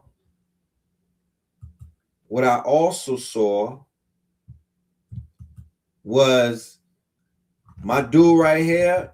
He's Puerto Rican, right? That's called He's Puerto Rican. That's Ghost right there, right? That's G-Host. He's from the Port of Riches. He's Taino, right? He's a wild Indian. They don't in further in Latin America, they don't even really like his type. They don't really acknowledge, because he's not remember, the Spaniard thing is one thing. I don't think the Spaniards run Puerto Rico or Dominican Republic. They look at them like ghetto niggas. Like they look down on the Mexicans, but I suspect that they look really down on Puerto Ricans and Dominicans, those Spanish-speaking Spaniards countries. Correct me if I'm wrong, but that's what I was picking up on that, you know. And when you do the research, the Tainos was they got shipped from King Philip's War. So in King Philip's War, when they defeated the Indians, they shipped them niggas to Puerto Rico and to DR. You know what I'm talking about? Those people that King Philip's War that they were fighting in Connecticut and Rhode Island and whatnot, yeah, they shipped them niggas to what you know now as Puerto Rico, and those were some of the Arawaks and the Tainos. And when you go back to Connecticut, the Puerto Ricos are living in Connecticut. You know what I'm saying? So they naturally, on some GPS type shit, they came back from where they was from. They came back from where they was from. Okay? Mexicans don't rock with PR. Yeah, that's what I'm saying. That's what I'm saying. It's a whole different type of thing, because once again, the Mexicans and the Puerto Ricans in them, they're not as Spaniard or Spain influenced than the niggas that they captured in Latin America. Okay, so they looking at them like they wild Indians. They don't, I mean, they don't, I don't think that they look at them the same. Spanish darkies and what, that's what they call them, Spanish darkies. So from what I saw, yeah, they were in Bridgeport, they were in Waterbury. You feel me? They went back to Connecticut, they went back to the mountains, they went back to their original, because what the fuck is Puerto Ricans doing in Connecticut? Then when I did the research on King Philip's War, I would encourage anybody, you go and do the don't take my word for nothing. Go and back it up. It's gonna tell you King Philip's War was a defining war in the Pilgrims taking over, right? And basically taking, you know, Lenape land and whatnot. They took a large swath. They was getting their asses kicked. They was getting washed, and the tides had turned, and they won the war against King Philip. And they shipped they killed most of the warriors. That's what they would do. They would hang you, they would behead you, they put your head on pikes and whatnot, and then they would grape your women and whatnot. And then the children, they would grape the children, and they would kill the elders, or they would ship the elders off. But they were shipping off the young boys and whatnot, and they were shipping some of the women off to the Caribbean. Okay, as tribute. The what they call the booty of war is a woman. The booty of war is a woman that you should have your way with. Multiple people have their ways with after they conquer your man, or your husband, or your father. The woman. That's why women are required to commit suicide in certain tribes and whatnot. If shit is going down, you gotta come on, mom, go, hurry up. Yeah, you gotta take yourself out, because you cannot be. The men are gonna die. So how are we gonna leave the women behind? We already know what's gonna happen to y'all. Y'all don't want to go through that. You're going to have more, quote unquote, just come over to the other side. You'll be all right. You come right back. You come over to the other side with us. Don't stick around, because it's gonna be ugly. Die, nigga. That's how that shit is. You gotta fall on your sword and whatnot, because I'm a Scorpio. Scorpios don't like getting cornered. Nobody's gonna take us hostage. We're not doing all of that hostage shit. We're not gonna be kidnapped. We would rather fall on our sword. You know, we would rather fall on our sword and whatnot, because you don't want to be nobody's booty of war. You don't want to be nobody's booty of war. You want to fight till the shit is over with. You don't want to be a booty of war. You know? Puerto Ricans will tell you that original folks from the island were strictly black, and we come from that no matter how light-skinned. You was told that as a child. All right. Is that how they feel now? You know? Oh, listen. When the conquistadors landed in Latin America, I've said it before, it looked like Aubrey Graham. The niggas that got off the ship, it was conquistad, it was gringos, of course. You had gringos coming out of Spain, but you damn right they had the mulattoes with them. You think you're saying something? The fuck? They had mulattoes with them. I've already told our people that. I said, look at DJ Khaled. Look at the French Montana, who's from Morocco. DJ Khaled is from Palestine. Those are Arabs. He's an Arab speaking, quote unquote, he's Arab and he speaks Arabic. French Montana is from Africa, North Africa, and he's from Morocco. Aubrey Graham with the Sephardic mother, the Sephardic Jewish mother, he's from Canada, or T-Dot, right? If all three of them started to speak Arabic, that would be similar to what you had in Al-Andalus in Spain, where there were multiple quote-unquote ethnicities living amongst them, but they were the amalgamated Moors. What are the amalgamated Moors? Those were the Moors who were the offspring of miscegenation, of mixing of the bloodlines, which was more prohibited back then than it is today. You could literally get beheaded, you could get murdered and whatnot if you broke the clause and you breeded outside of the tribe, or you breeded your bloodline outside of the bloodline that you were supposed to breed with, right? They were considered Moriscos at that point. So think about it like this. There's a complete war going on. The Moorish side, they get slaughtered, right? At the Battle of Alhambra, January the 1st, 1942, they get slaughtered. They're already getting slaughtered in previous battles leading up to the last battle. After this mass slaughtering takes place, after you saw what happened in Sudan recently when they put the city under siege, and then once they were able to penetrate, they slaughtered everybody in the city to the point where the satellites from space was able to see blood all on the quote unquote. They were able to see pools of blood from space. That's how much slaughtering they did to those people. Well, that's what happens anytime a kingdom is put under siege and you breach the gates. You slaughter all of the men, and you know what I mean? You take women and men for prisoners, and that's what you saw. That's what happened with the fall of Granada. There was so much blood, they said it was up to almost to the knees of the soldiers and whatnot. They were slaughtering so many people that the blood was a lake, it was rivers of blood. So after that, they gave the cartologers, or the people who would map the cartologists, they gave the navigators an option.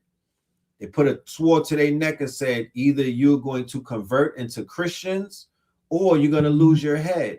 And some of them lost their head, and then some of them said, go ahead and baptize me. I'll go from Muhammad to Alfonso.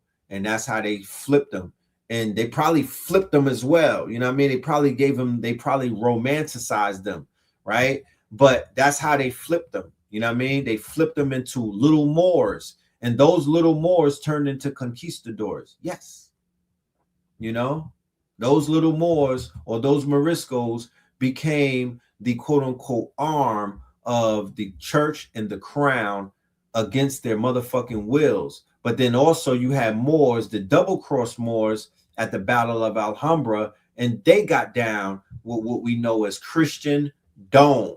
And what is Christian Dome? Christian Dome is Christianity militarized. That's where you get the Jesuits. That's where you get the Inquisitors. That's where you get them with the motherfucking sword and whatnot.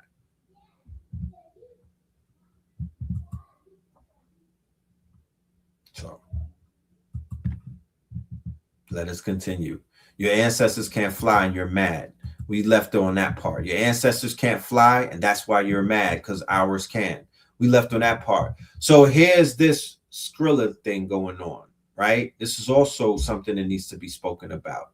6-7. That recently, and a lot of people are calling it demonic, satanic, devil worship, all these things that are completely not true, and it's falsehood. Now, I am not a babalawo or a priest. I am just a student, a devotee. The artist above, by the name of Skrilla, practices Santeria, which is an Afro-Indigenous practice that is a westernized version of the Yoruba tradition in Nigeria, which we may call Ifa or Lukubi or Santeria here in the West, in the Caribbean, Latin America, as well as America. These religions involve ancestor worship, Orisha worship, which are the forces of nature, your inner head, which is your Ori, that's what we call it, and God, or what they may call Olodumare in Yoruba. Now, these involve ritualistic practices like sacrifice, or make an ebo is what we call. Now, these sacrifices do involve animal and blood, but traditionally you would eat the animal after you make the ebo by cooking it and serving it to whoever was involved in this ritual. That's what I was told, and that's traditional and standard in Yoruba land or in the Isheshe practices. So if you would like to learn more about these practices, here are a couple pages you can find on Instagram. Ori Ire, the Ashe Shop, Ifanaja, and Olokun Home. Infinite love. So if anybody is unfamiliar with this artist, he's out of Philadelphia, and he is behind the viral sensation 6'7" that all of the children were following last year. Okay, 6'7". So he practices what is known as Palo Mayombe, right? And the Santo and Santeria and the Santos, right? He had white children. Basically, he got a bunch of white fans. He got a lot of kids and whatnot following him, teenagers and shit like that. He's a drill rapper, and he's also a drug dealer. They didn't have no problem with that. The minute he started uploading videos on his IG, and he's showing people that he's tapping into a dark art, because Palo Mayombe, you know, it's not the light art. It's not dealing with the light like that. They do it hard in Cuba, but Palo was very serious. Okay, Palo was very serious, and yeah, he do move like he's possessed. You know, he do move like he's possessed and whatnot. But yeah, it's in the music now.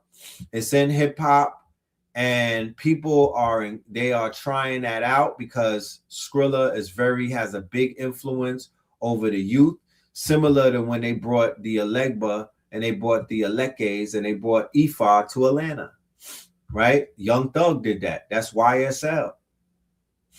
That's YSL. Yeah, Skrilla represents Philly. He's big in his city and whatnot. But you got JD Vance going after him. You have the Crusaders and whatnot going after him. They fear our magic. They fear our magic. They fear anything with our magic. And to be honest with you, traveling the world and seeing how the others get down and seeing what we're up against, you're gonna have, if you're gonna get into the magic, you're gonna have to get into some shit that's not considered to be light work. You know what I mean? And when I say light work, I just mean like some soft shit, like some hello. There's a war going on outside. I'm in it safe. You're gonna have to make your mind up, because if you know what I mean, you know, if you're on the front lines and you're going to war against these people, you're gonna have to have some form of ancestral protection and cover and whatnot. And I would encourage everybody to get it how you live. You know, find a way. You know what I mean? I can't solicit anybody to join any type of organization or any type of movement. I can't co-sign. I could co-sign your ass needs some magic to protect you, but I can't tell you what exactly that is, because that has to be personal. I am the homie. I'm there for you, but I cannot walk you into these quote unquote houses of quote unquote worship and whatnot, or these African traditional systems and whatnot. I would say to go and research, go tap in. But if it were up to me, I would to tell you to protect yourself, have some type of backup other than your third eye and your intuition. Okay. You know? Yeah, he's from Kensington. He's from the zombie land and whatnot. And he's like the Ice King to the White Walkers. He's the king of the zombies from what I've seen. You know, he's the king of the zombies from what I've seen. And it is what it is, you know what I'm saying? Like I said, sometimes you gotta fight dark with dark. You're not gonna, you know what I mean? Like you know, it is what it is. I'm not here to judge. I'm here to smudge and point shit out. You know what I'm talking about? I'm here to smudge and I'm here to point shit out. But please understand that hip hop is into the arts. They are going into the dark arts. They're tapping in with the I Show Speed effect. He went over there to Benin, and niggas on the internet saw black people doing magic, bro. They saw black people doing magic. That's something that they never probably saw before. So I pray that all of these fake ass Bible thumper, I'm going back to church to give my, yeah, I hope you niggas grow up. I hope you level up. I hope you get initiated. And I hope that that little journey through your grandmama's church was just your way to a motherfucking temple so you could really tap into your powers. You know? That's what I hope. Because you need it. You know what I mean? Some people need exorcism. Some people are haunted and whatnot. Some people need some people need to fix some things. Some people have ancestral curses on them that they need to know about. It's just a lot of different things, you know. But let us continue, please. Let us continue. The Iceman is coming. Liberals hate ICE because they think it's about border policy. It's not why I hate ICE. I hate ICE because while we were all arguing about politics, they were importing the software from Gaza's genocide. I'm talking about a company called Paragon Solutions. They make a spyware called Graphite that was used to track and target Palestinians in real time.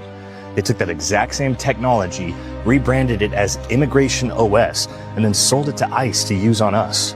This is no longer about stopping illegal immigrants. This is about creating a digital prison for every American citizen. They're using the same digital twin technology that mapped every single person, car, and building in Gaza to create a live, real-time map of your neighborhood, your phone, your car, you. The goal has never been about... Remember the fifth your car, you. Right? Remember who's telling you about Palantir for about 3 years now. We really started leaning into Palantir last year as they started to ramp up their operations in this newly minted Trump administration where Palantir is front and center. Y'all were buying Palantir stocks. Y'all are a part of the fuckery. Y'all are some fuck niggas. There's no other way to cut it. You feel me? Y'all are the type to get robbed because you have dirty money. You know what I'm saying? You're a part of the empire with your capitalism and whatnot. And you think that shit is cute. All right? Palantir has ramped up. Right? Palantir has ramped up their campaign against American citizens and whatnot. And all of that shit in Minneapolis is a huge propaganda campaign to make ICE a boogeyman and a household name. And they've achieved that. That whole murdering, that them spilling the blood of white Americans and whatnot, that's all a ritual to get people upset, to put all of that energy that they do to marches and everything. That's all spirit cooking. They made ICE bigger than ever with all of the fuckery. You know what I'm saying? And nothing changed. They're only getting bigger and they're only growing larger. And they are going to be the stormtroopers that are going to be running down on people and disappearing them. They're going to turn into the stormtroopers very soon. This is just the first phase of it, ladies and gentlemen. Your phone, your car, you. The goal has never been about security. The goal is total control. And this is the foundational system for the New World Order. It's the beast system everyone talks about, but it's not a prophecy, it's a product. It's already here. They tested it on Gaza. They saw how perfectly the AI could automate targeting, how it could remove human conscience from the equation, and just follow the code. They saw that it worked. Now, they're rolling it out on us. So don't talk to me about left or right. It's bullshit. This is about a system of technological control that's so vast, so complete, that it makes all of our political opinions completely irrelevant. So while we're fighting over bullshit in politics, they've brought the AI that they built for war back to us.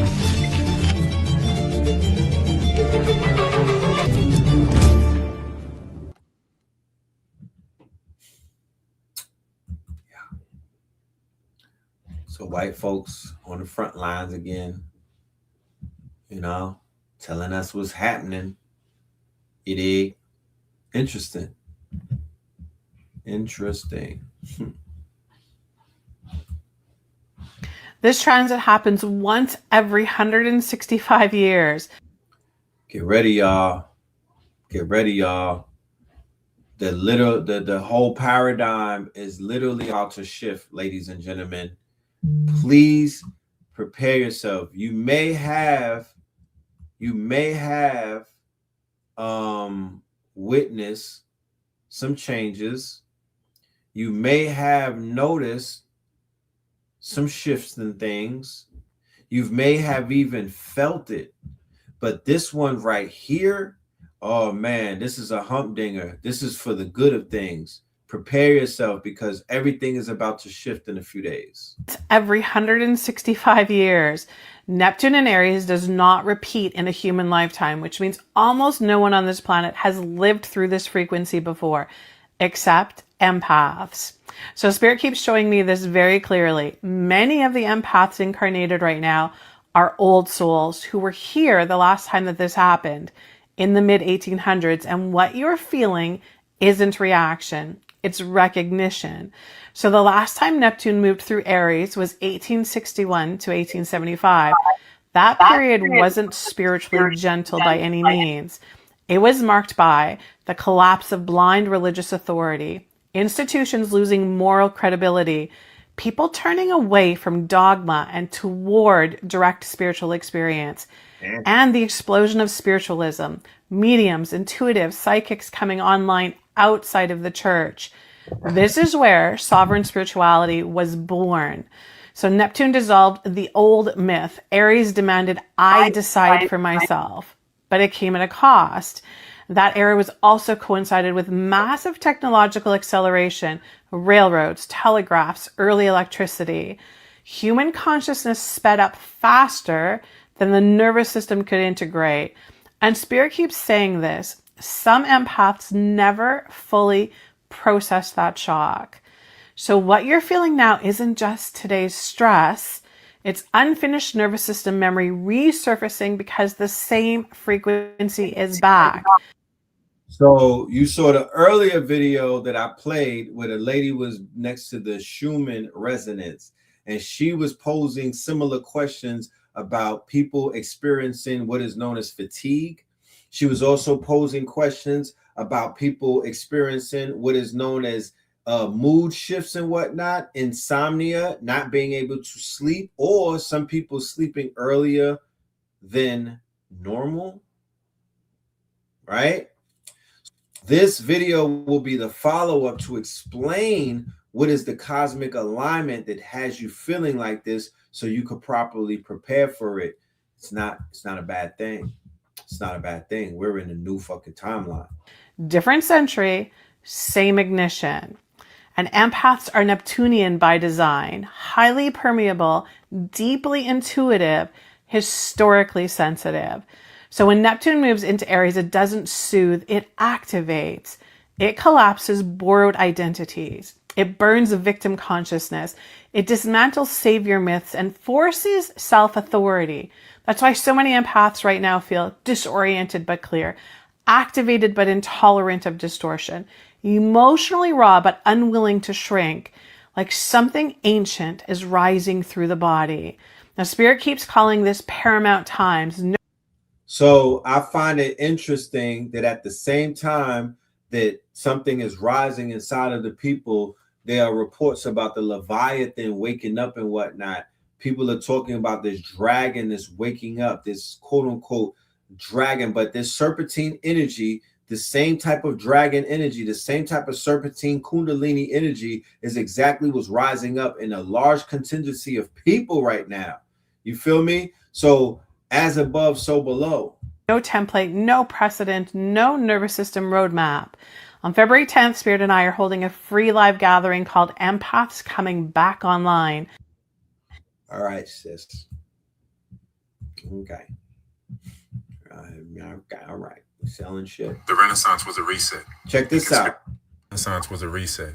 A conspiracy to manufacture the current timeline. Asia was largely taken over by mutants by the 1300s. Rome fell in 476, which is actually 1476. This is the beginning of the Dark Ages. The Dark Ages were supposedly from 476 to 1500. In reality, we're in a Dark Age now that started in 1476. There was a major worldwide reset in the 1400s. As you can see, Rome was still buried into the 1930s. This reset was some sort of plasma event that created the post-apocalyptic world that we live in today. As stated earlier, the parasite was working strongly through the slave populations of the world in the 1200s. Much of these slave programs were mercenaries used to fight wars. They usurped their rulers and doctored the historical narrative. In order to maintain status, they wrote themselves into history and whitewashed all the art. These were dishonest people that manufactured false identities. The Gutenberg press was a major tool during this period because it spread the doctored Gutenberg Bible. Europe was mostly swarthy into the late 1700s, especially in the leadership. Much of Europe looked like quadroons, mulattoes, or light-skinned griffes. The Habsburgs were melanated.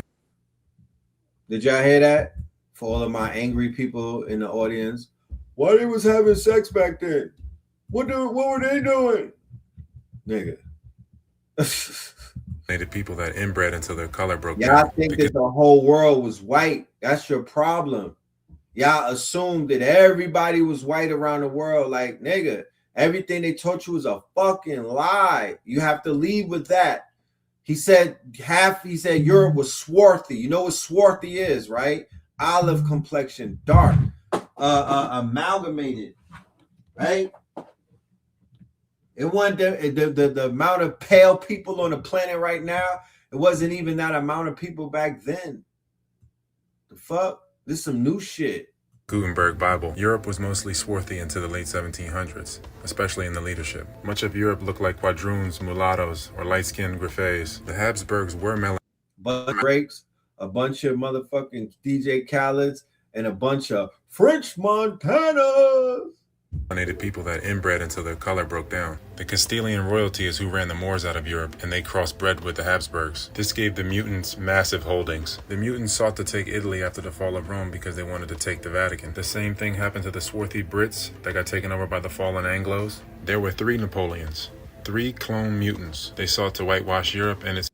I got a picture of Napoleon looking blacker than me, bro. I got a picture of Napoleon, he's darker than me. Facts. History through usurpation. This is why we have a constant kidnapping of popes. The popes were swarthy. The people were swarthy. The mutant minority wanted to rule by proxy by controlling the popes. That's why there was the black nobility. So Britain, Italy, and Spain fall in the 1400s and their holdings are taken over by mutants. Throughout this process, the Bible is continually edited for control. Many sections of the Bible are hollowed out by the 1800s. Protestantism is controlled opposition. It was created to destabilize swarthy Europe and divided Catholic and Protestant. The French Revolution, which was a slave uprising, brought about the Napoleonic era, which brought endless reset wars. This consolidated much of Europe's art where it's hidden in France today. These wars reshaped the borders and skin colors of Europe. World War I and World War II were an extension of the Austro-Prussian War. These resets are ongoing. Many acknowledge that the timeline was tampered with. Few realize to what extent it was tampered with. There are no dated or inscribed portraits of Caesar. Major figures like Da Vinci were manufactured. This guy's good at everything. He's like the Dos Equis guy. Da Vinci, Michelangelo, Raphael, they never existed. They were manufactured like the rest of the history. Read this. 76, which is actually like they made the mutant ninja turtles, nigga. Those not real people. Like the Dos Equis guy. Da Vinci, Michelangelo, Raphael, they never existed. They were manufactured like the rest of the history. Read this. They don't have their story straight. They just convinced you that they do. The world wars of the 20th century were an effort to genocide and sever Europe from its swarthy and melanated background, getting rid of the last. I always have said that. The same thing with the Civil War over here. That World War shit was wiping out every single remnant of melanated people left in Europe. That's why you niggas walk around thinking that Europe is a fucking ice wall or white land, and it never was that. Quadroons and destroying many of the old world buildings that destroy their narrative. Even today, they invented nothing. Even CERN was found. It wasn't built. Okay. So CERN was found and it was not built. These Tartarian cities were found. They were not built. Atlanta is a city on top of a city on top of a city. Who the fuck was in that bottom city? Latin America, them places were not, they were found. They were not discovered. All of that, we came in, Nigga. These are all swarthy lands. This is all the empire. And it fell. It fell in flames. It fell. Man. If you only knew. Niggas will watch Game of Thrones till their eyes fall out, but won't go and do the motherfucking research and crack a book and find out the real Game of Thrones. The real Game of Thrones. You know what I'm talking about? With the real, it's real beheaded. Let us continue. We got a few more. America is the old world. So I went to the Parthenon in Athens, Greece. Nashville, Tennessee, to check out this exact replica the Matrix says was built in 1920. Really sit with that for a second, because if you were blindfolded and dropped off here randomly, you'd swear you're standing in ancient Greece. Now what's interesting is before Nashville was known for country music and whiskey, it was originally called the Athens of the South. But that's just the cover story, because once you start paying attention, you see examples of ancient architecture all throughout Nashville. A lot of you locals have seen these Greek and Egyptian style buildings. It doesn't matter where you are, right? Every major city in America has these old world structures. Rome never fell. The founding fathers, all Freemasons. They didn't build any of this. They found it. The government buildings, the monuments, the capitals, these were all already here. So why is there an exact replica of the Parthenon in Tennessee? Well, the story goes is they first built this as a temporary structure made of wood and plaster for the 1897 World Fair, which we're also never taught about, right, is these World Fairs. Then they rebuilt the permanent structure 20 years later. But there's two problems with that. Since when does a temporary structure last 20 years? And then two is I did a bit of digging and found this book that came out with the World's Fairs, and it debunks the whole thing. In here, it was originally described as a permanent structure. It says nothing about wood and plaster, but stone, brick, and iron. It was listed as fireproof. This alone proves somebody is lying. Now, this place is also the holder of the world's largest set of matching bronze doors in the world. Now, for reference, I am 5'11". These doors are 24 feet tall and weigh 7.5 tons each. So I'm talking to one of the workers here, and she told me the doors were supposedly built in Long Island, New York. So I asked, okay, well, how were they moved here? 4 15,000-pound doors, surely that's a feat everyone would want to document. Well, no official comment on how the doors were moved. No construction photos either. Nashville is suspicious. And the construction photos for the actual building, only 2 of them. Both Photoshop. If you really pay attention and use your discernment, you can see the scaling in this photo is completely off. And in this one, it's always the same thing. You see a fully erected building with some scaffolding slapped around, and that's all the proof they need. And then you look at the supposed architect. You mean to tell me a Civil War veteran, Master Mason by the way, laid out the blueprints for all of this?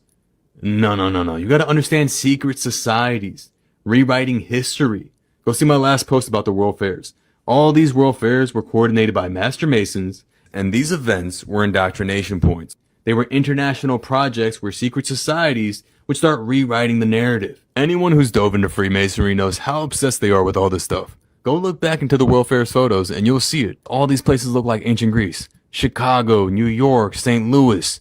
Go back to the World's Fair for Nashville and you will see a giant Egyptian pyramid, the Mystery School, the Greek Initiation Temple, the Phoenician Bridge or Brotherhood, all in the guise of American progress. This is their religion. This is what they do. Go to any major city in America and you will find these buildings that weren't inspired by the old world, but are the literal remains of it.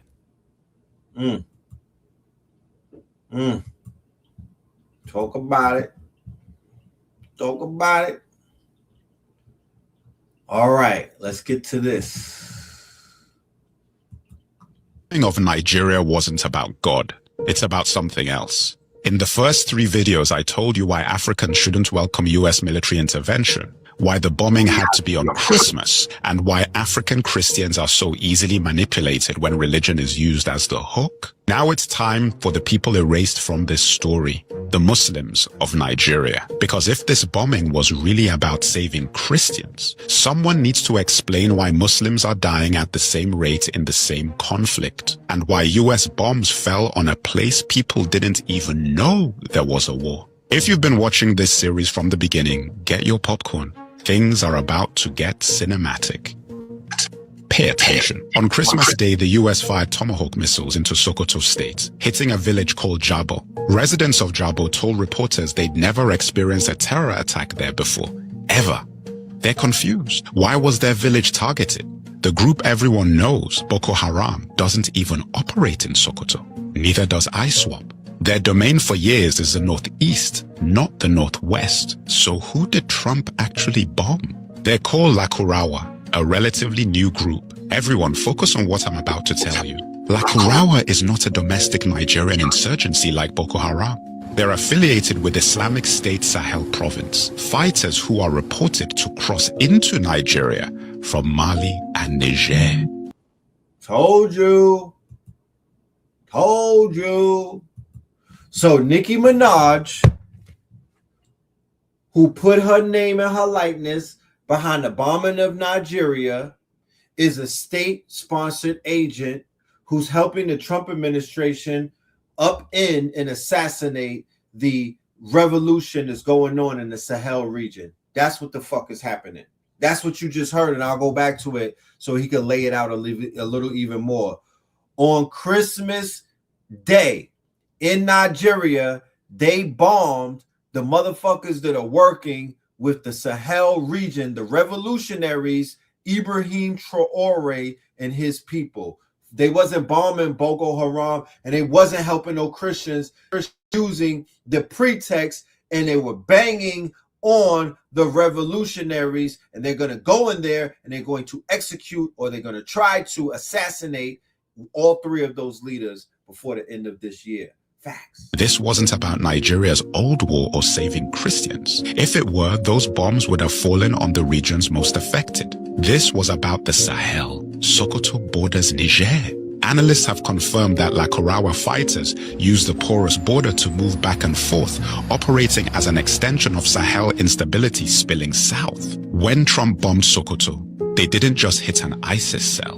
They opened a new front. Now zoom out and take a look at Nigerian history.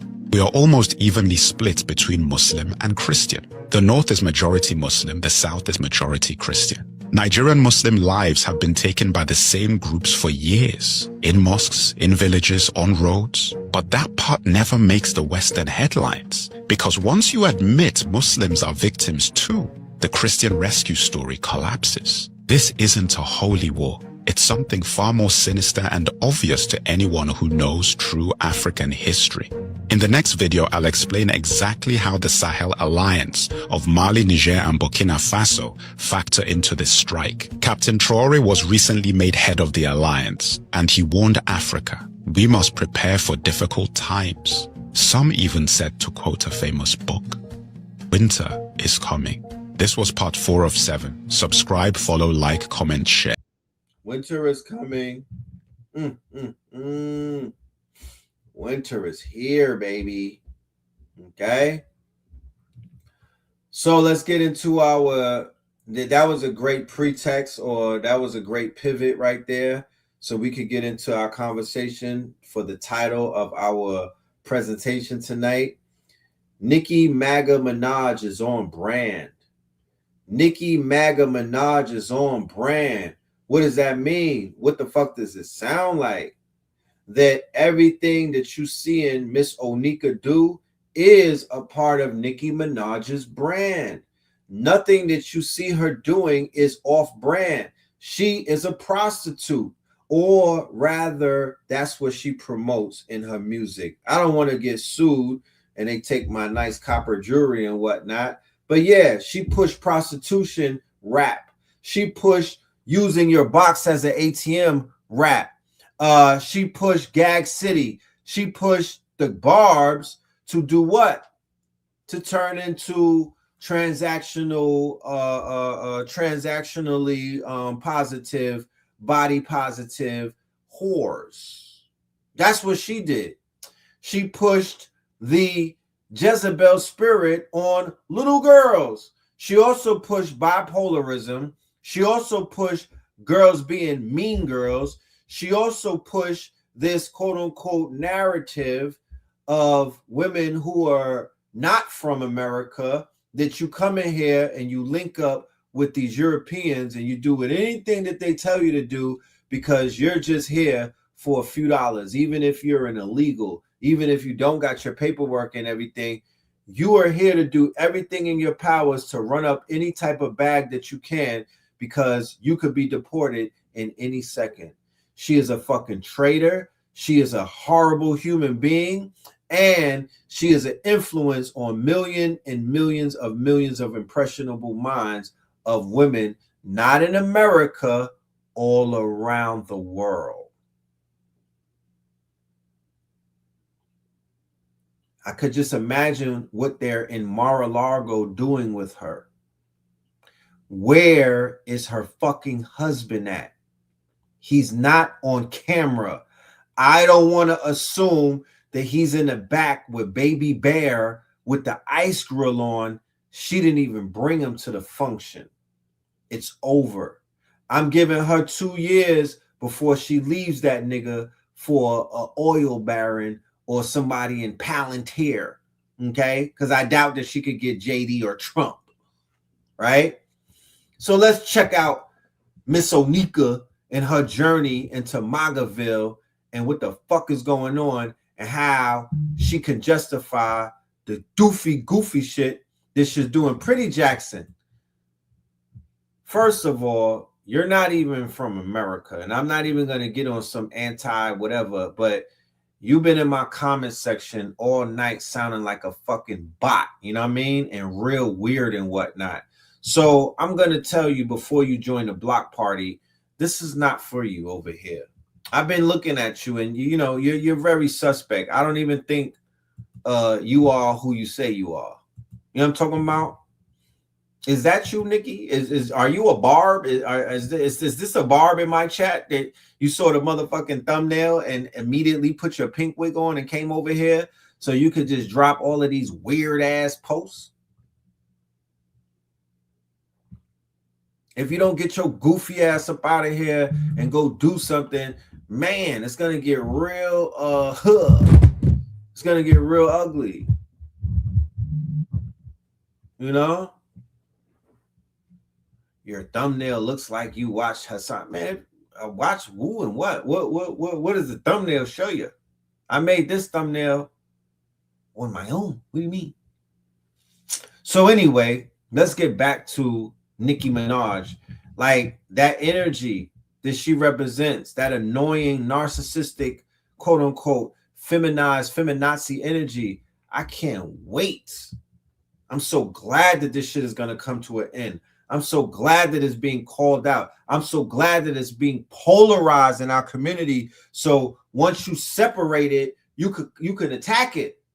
Because prior to this, you couldn't say anything about the Barbs. You couldn't say anything about Nicki Minaj and her influence or her negative influence, albeit the fact that this is a beautiful young woman who is very talented. Let's not overlook that. Shout out to her and Fendi and on the Come Up DVD. I watched her come up. I watched her rise. I watched her go from a flat-chested, NASA-tall, young, skinny lady into what we saw right now, surgically enhanced, silicone-bodied, quote-unquote, BBL, queen of the BBLs and whatnot. I watched how she influenced multiple women to get BBLs. I watched how she made women who were considered to be, she brought a lot of women into the forefront to, quote-unquote, be proud of who they were. You know what I mean?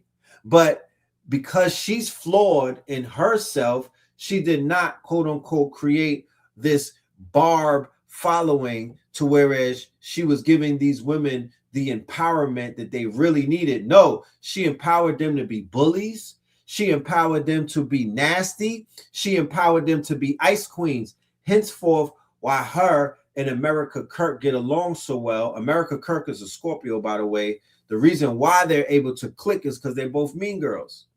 You know, they're both mean girls. They're both ice queens and whatnot. She sees something in her. And to be honest with you, when I'm looking at this Trinidadian national and whatnot, and the way that she basically has moved in her career, I would say that she wanted to be a white woman the whole time. Hold on. I think we have a word from one of our sponsors and whatnot. I can be correct. But hey, wait a minute.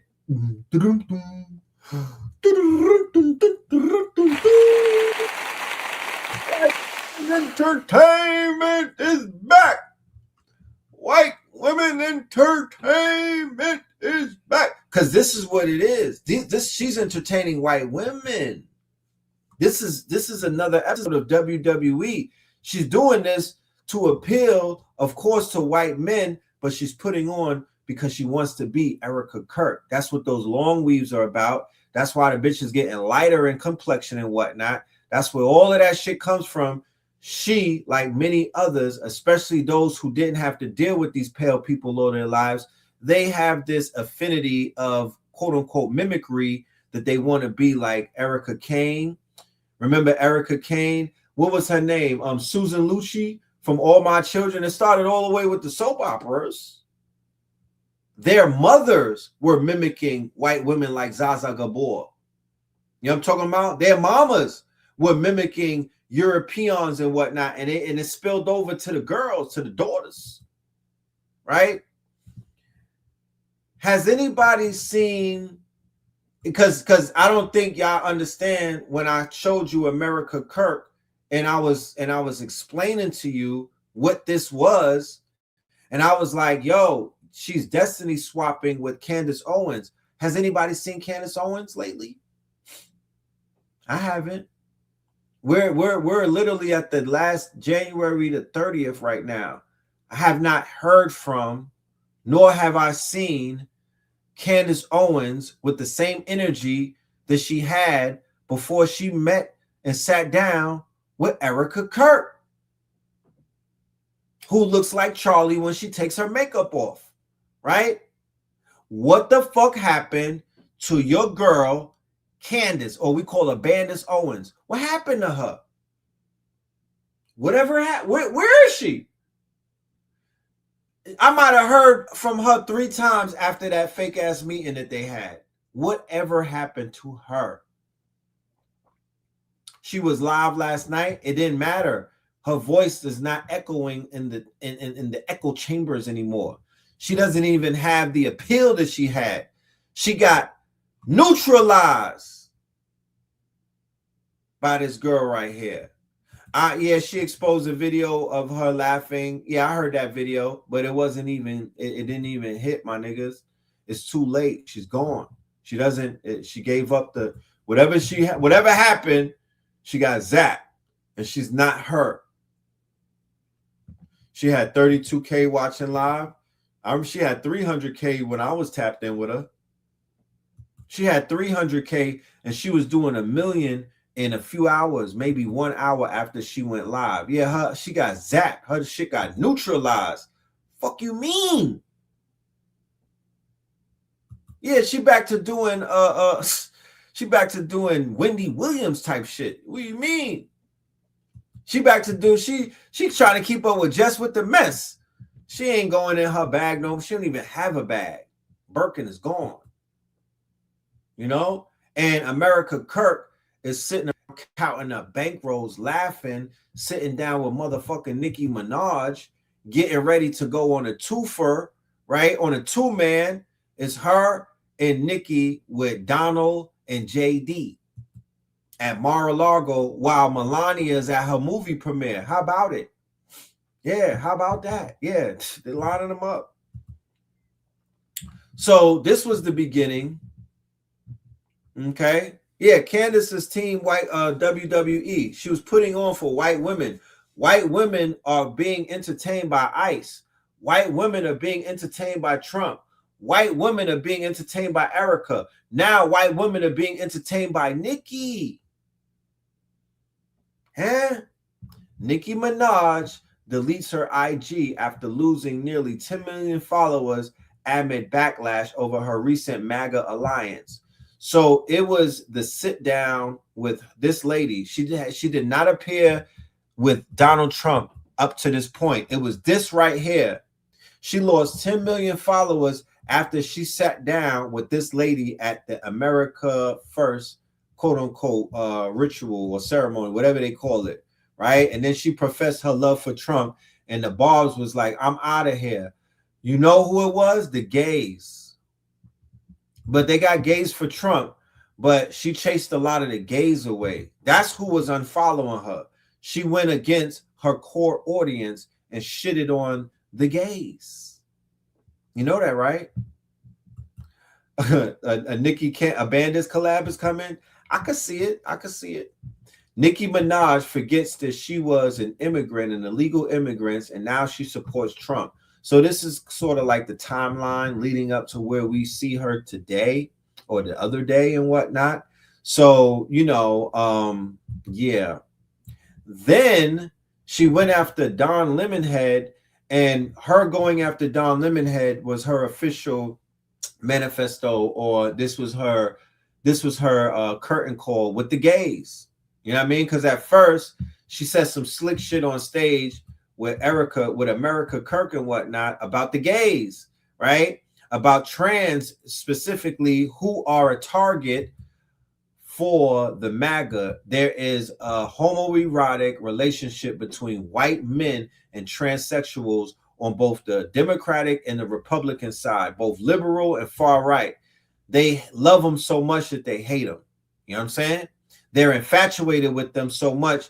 They're almost like a guilty pleasure for white men and whatnot. So the same way that black women are fetish, they kill black women after having fun with them, or after they are finished with them, they execute black women and they quote unquote chop them up.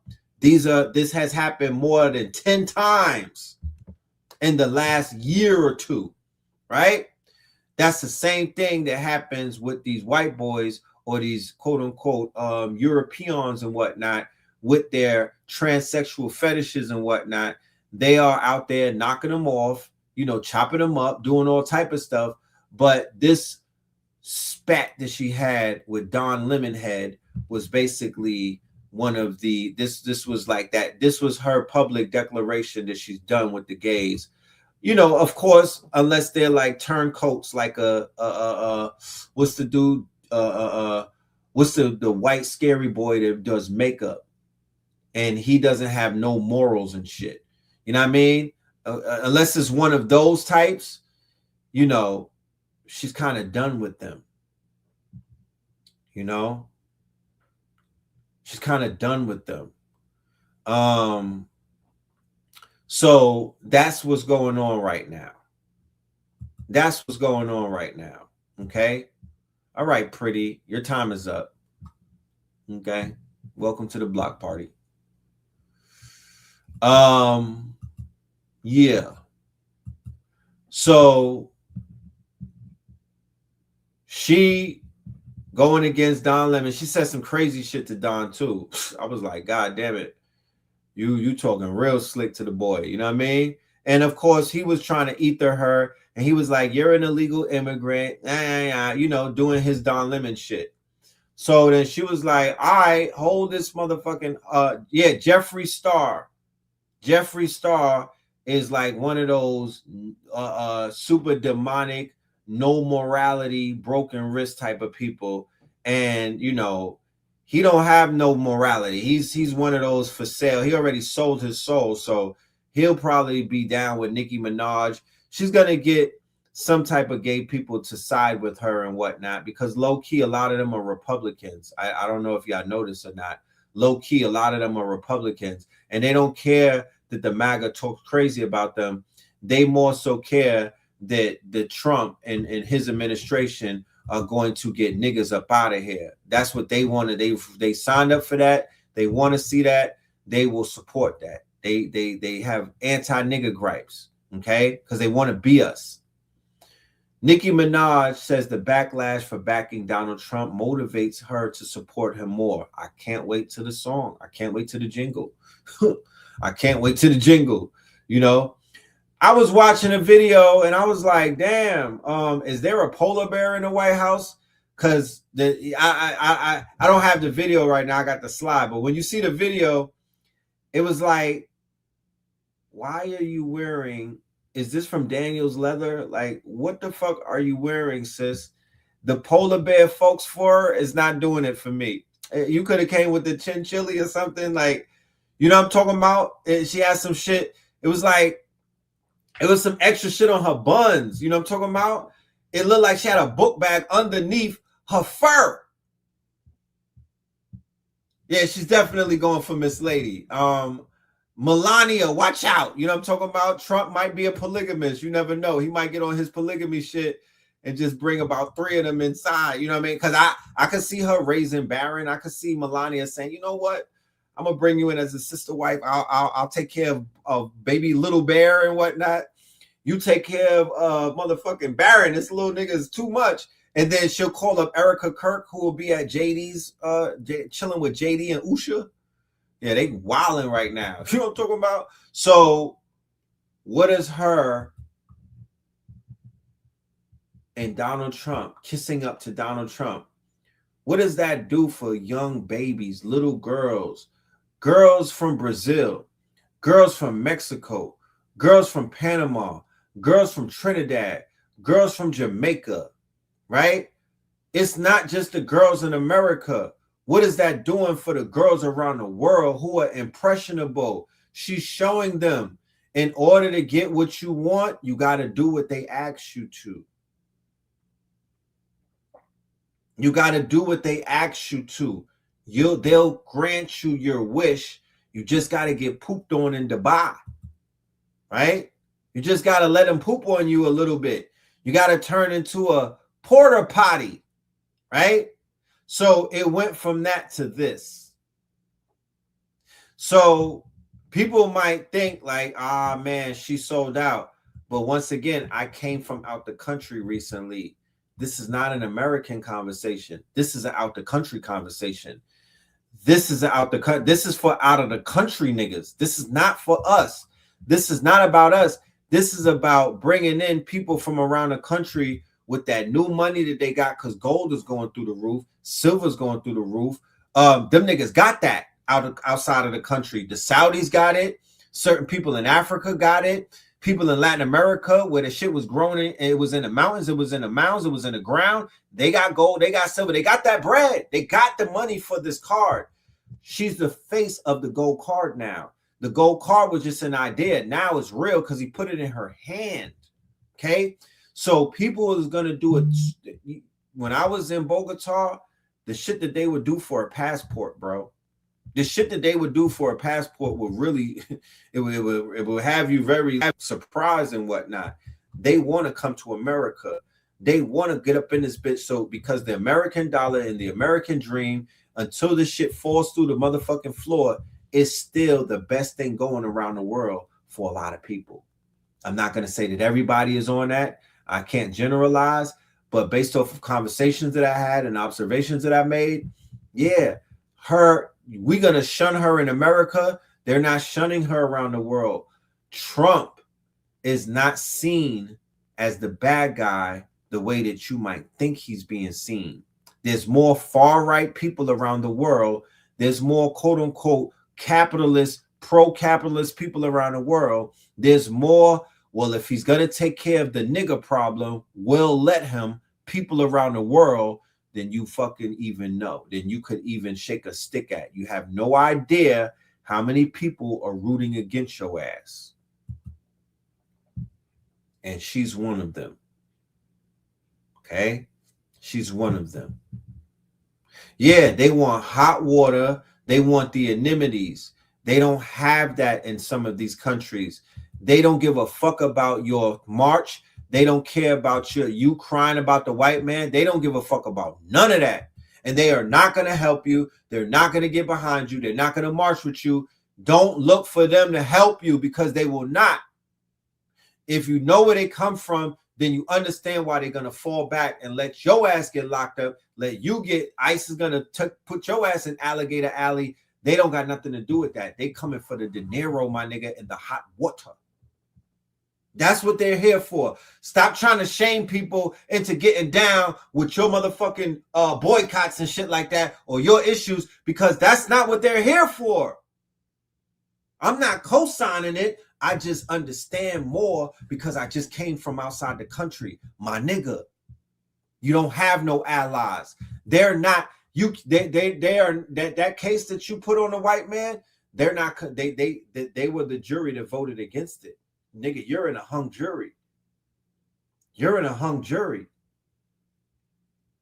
They don't believe you. You understand? They just trying to get along. They're not trying to get deported. They're not trying to get locked up. They're not trying to get Palantir to get facial recognition of them. When you come back into the States right now, niggas, they're giving biometric eye scans. Okay? They're asking niggas about social media at the motherfucking border, at customs. They're scanning your eyes with biometrics, bro. If the shit doesn't go green and it says red, you're going into the back. You're going into the back. And I don't know what's going on in the back. I don't want to go in the back.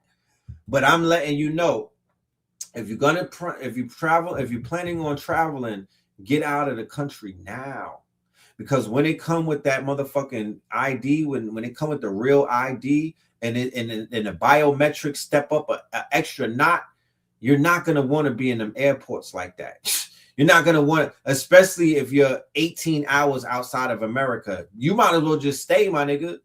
You might as well just stay because the airports are about to get real scary with this real ID shit.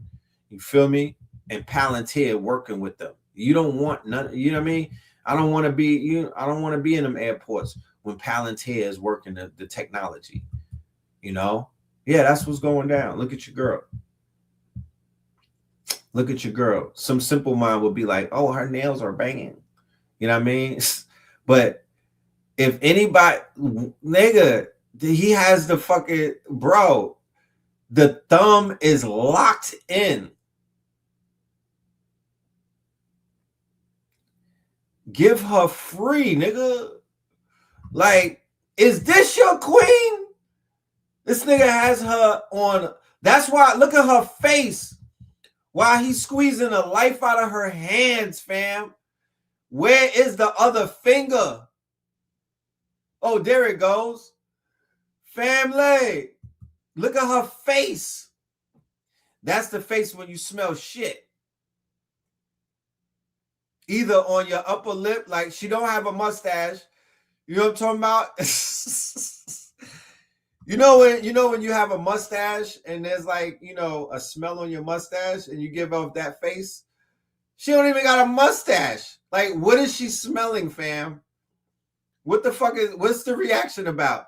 That's not a nigga, look at the death grip on the fan. She's never going anywhere, fam. It's over with. She's fully MAGA. She's never go. When a nigga squeeze your hands like that, that was after a night at Mar-a-Lago. When she's squeezing her hands like that, it's over with. You're gone. You're on the other side. She's Anakin. Yeah, she's Anakin. She's Anakin Walker. Yeah, she's not Summer Walker. Nigga, she's Anakin Skywalker, bro. She's gonna pop out with the helmet soon with the scars on her face. Yeah, the Empire has her. Yeah, the Empire has her. Yeah, look how homie is looking at her. He knows something that we don't know. Look at the laugh. Look at the laugh. That's not a real laugh. And homie next to her, that's not his real teeth. And the other one next to her, yeah, he knows something that we don't know. Yeah, all of them know something that we don't know. Is this your queen? Come and get your girl. Is this your queen? What are they doing to her? That's not a real laugh. And this right here, that's not a real smile. So that's not a real hairline, nigga. So to be honest with you, nothing is real anymore. Nothing is real anymore. This is a fucking tragedy for the culture, bro. This is horrific. Yeah, they about to have fun. Little Kim did not win.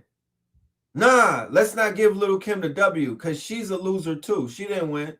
They both is.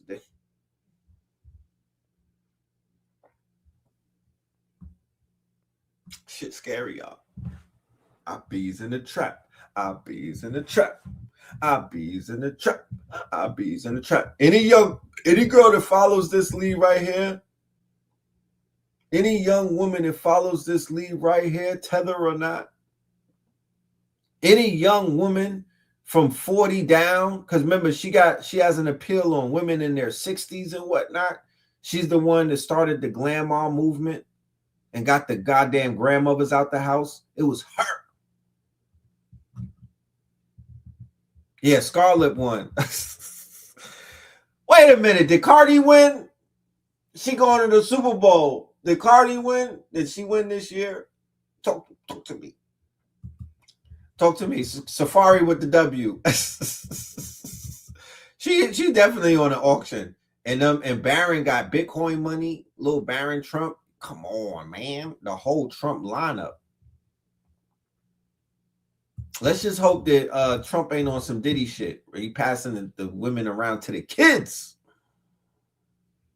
I hope he ain't on some Diddy shit, but I suspect that he is. You know what I'm talking about?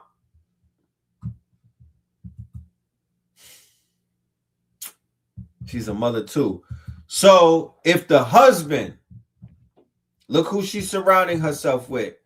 You mean to tell me if Mr. Petty says something to her from this point on, what? If he curses her out, if he gives her that fucking ice grill that scares me when I see it, oh, she's gonna be like, no problem.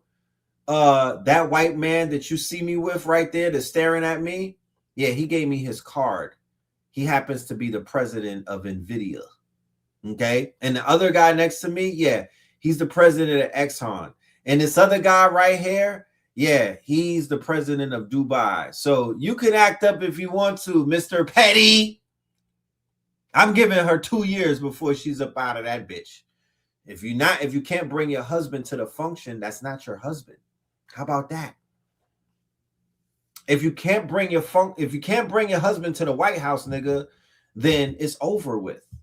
Yeah, he's going to El Salvador. She's getting his ass shipped to El Salvador. Facts. If you can't bring your husband to the White House, the marriage is over.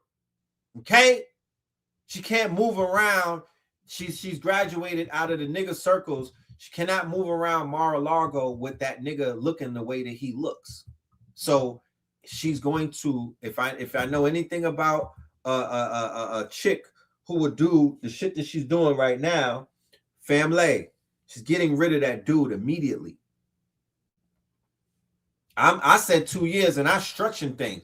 I said 2 years and I'm giving her a wild credit. She's gonna drop this nigga before the year is over. Look at her face. What is she looking like? I wish this picture wasn't pixelated. She looked like she smells something. You know what I'm talking about? She's a renegade. You're doing anything for a Grammy. You know what I'm talking about? I mean, god damn, man. This is so sad. How the mighty have fallen. Is this your queen? It's just so bad. She didn't have to go out like that. I was expecting like Azealia Banks or somebody to pull some stupid shit like that. Like, where's Foxy Brown? You know? Do your own research on Candace. She exposed a lot on Erica. You've been away and missed a lot. No. You're missing the point. The hubby wouldn't wear the Trump sneakers.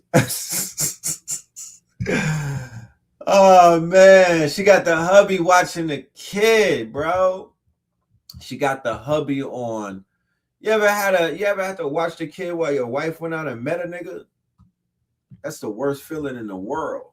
You know what I'm talking about? She left the child with the husband to go chill with Donald Trump and to talk about he's her number one. Yes, they always talk about how Trump smells bad, like he poops on himself, right? So the way that she's standing there with that face, she's like, did this nigga just poop on himself?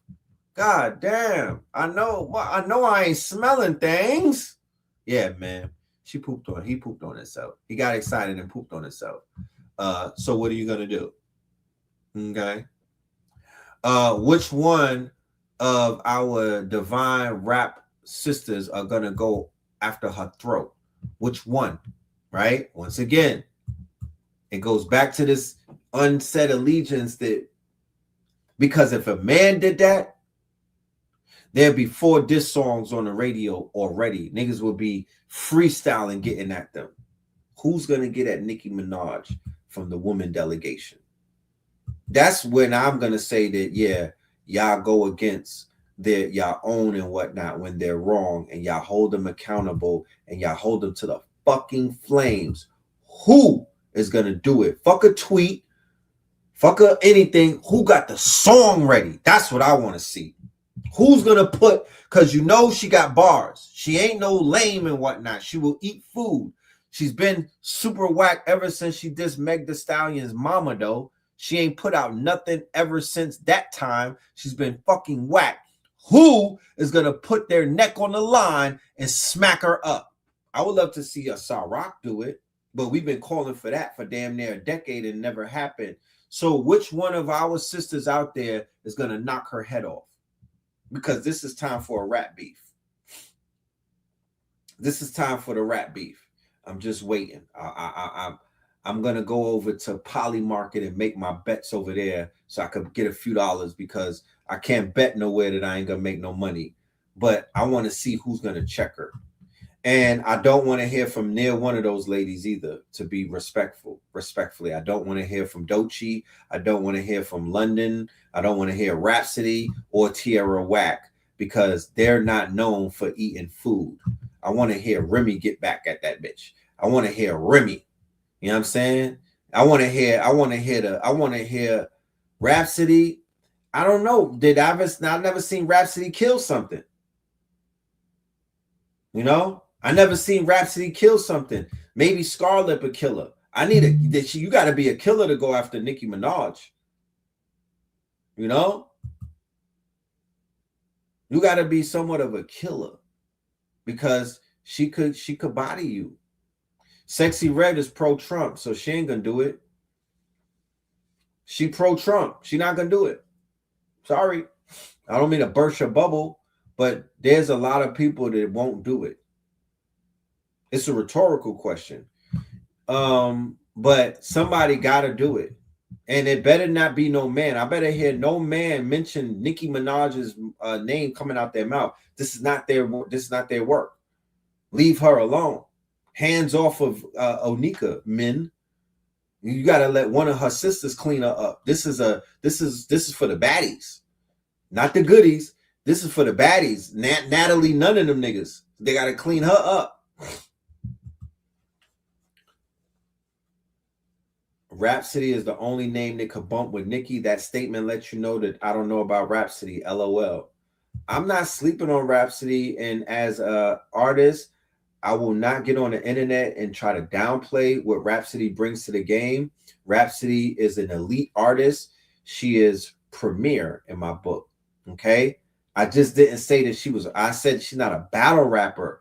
This is a battle rap beef right here. You got to be able to bar her down. And I don't feel like she got enough dog in her to go after this girl. That's just me. Make me a unbeliever. You know? You said Lotto with Dog Walker? Nah, I don't think so.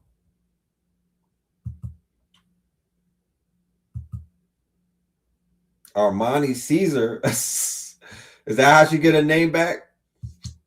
Armani. Rod Digger could do it. I don't want to see Lotto twerking and trying to get at Nicki Minaj, and she has a black scent. You know what a black scent is? She's like Belly Gang Kush.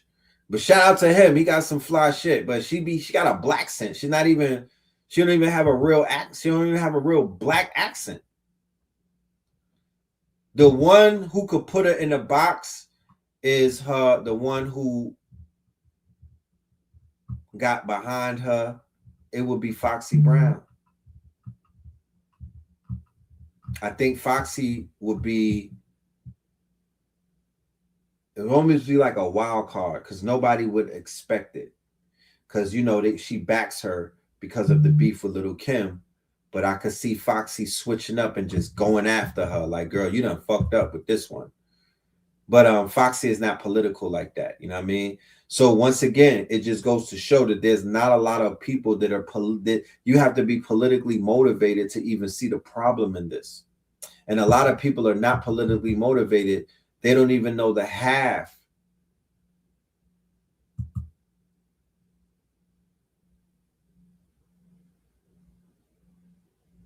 And whatnot. Her prime was in 2010. Well, really, her prime was in the mixtape NICKI. Yeah, that was true. Mixtape NICKI was really her prime. You know, she can't win because she ain't right within. Like, you know, you could be strong and wrong, right? You could be wrong and strong. She's wrong and strong right now. She knows in her mind that she's kind of like nervous that she could get, you know, nobody brought up Meg Thee Stallion, and that's interesting. You know, nobody brought up Meg Thee Stallion. And, you know, I'm not the biggest Meg Thee Stallion fan, but she's not a whack, you know what I mean? Like, she's always rapping about shit that I'm not really into. I don't sell box, nor do I buy it, but she does have a pen. She does have a pen. And when you think about it, the person that has the most vitriol to Nicki Minaj because she talked about her mother the whole song would be a Meg. It would be a Meg. So I would say that if Meg and Cardi team up and jump her, yeah, they could get her up the fuck out of here. Lauryn Hill where?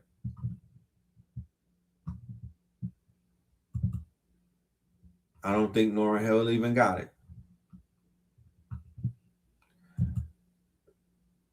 Yeah, Meg could do it, but she out here selling chicken and whatnot. She got chicken bars.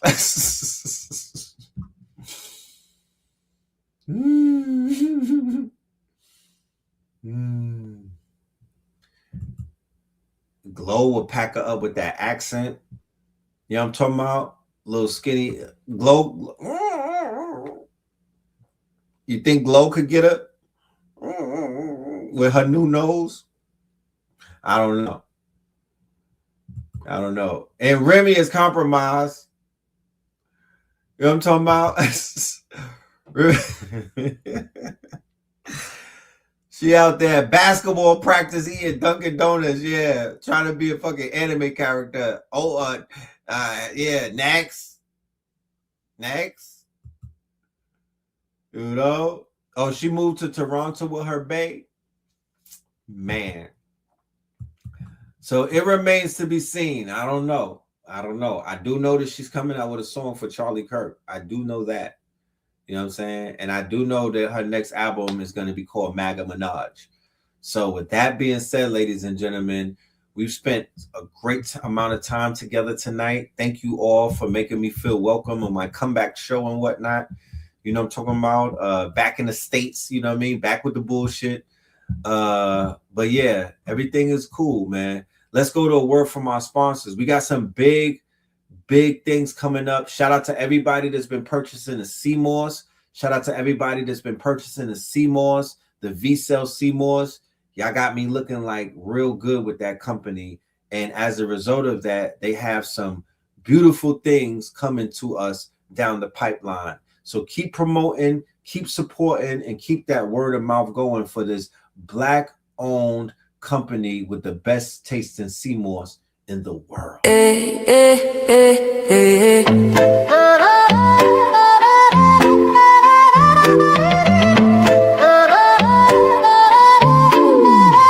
V-Cell in my cup, I'm feeling boss. 21 flavors powered by CMOS. Flow from within, yeah, we never fall off. Run it up, 99 minerals, flaws. V-Cell in my cup, I'm feeling right.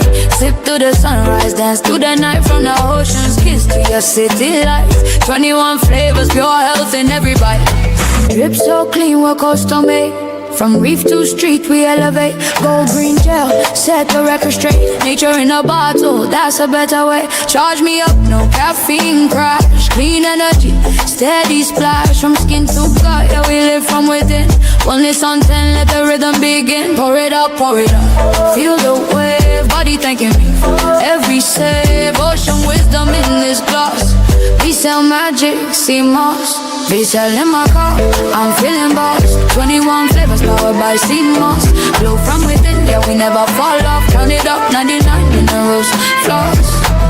Island breeze in the city maze. We're mineral rich in 1,000 ways.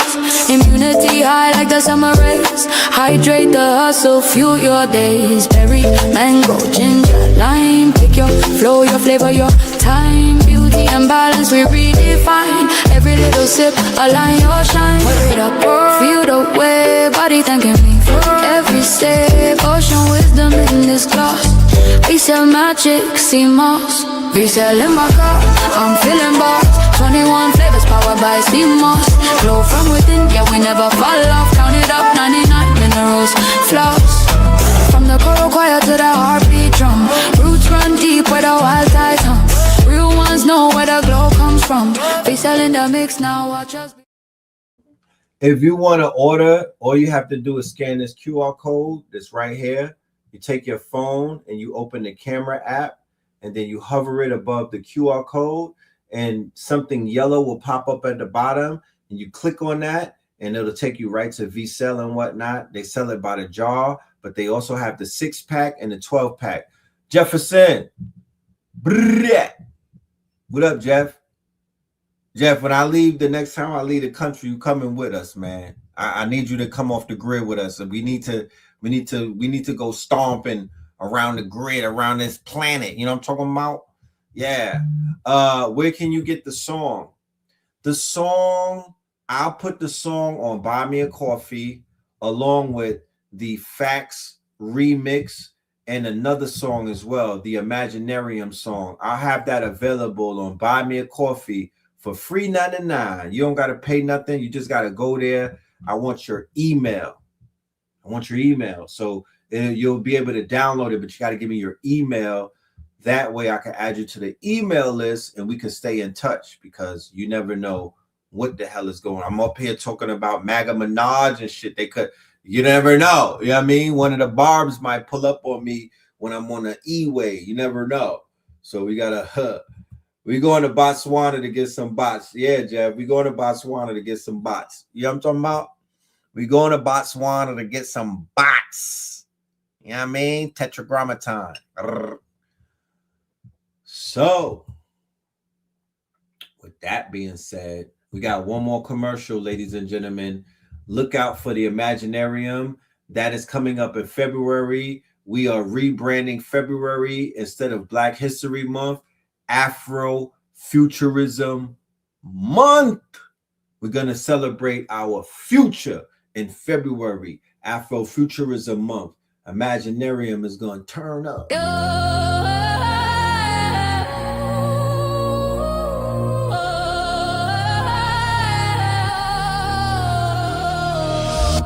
In Brooklyn shadow, dreams come alive. At dawn's new light, let your spirit thrive. Breathe in courage, let your strength ascend. Dark fire rise and let the power blend. Your aura's a beacon, luck finds its way. With bold steps forward, seize a new day. Shout it proud, success is my own fate. I'm glimmering now, it's time to elevate. I'm a magnet for dreams, success my claim. In sync with fortune, dancing in the game.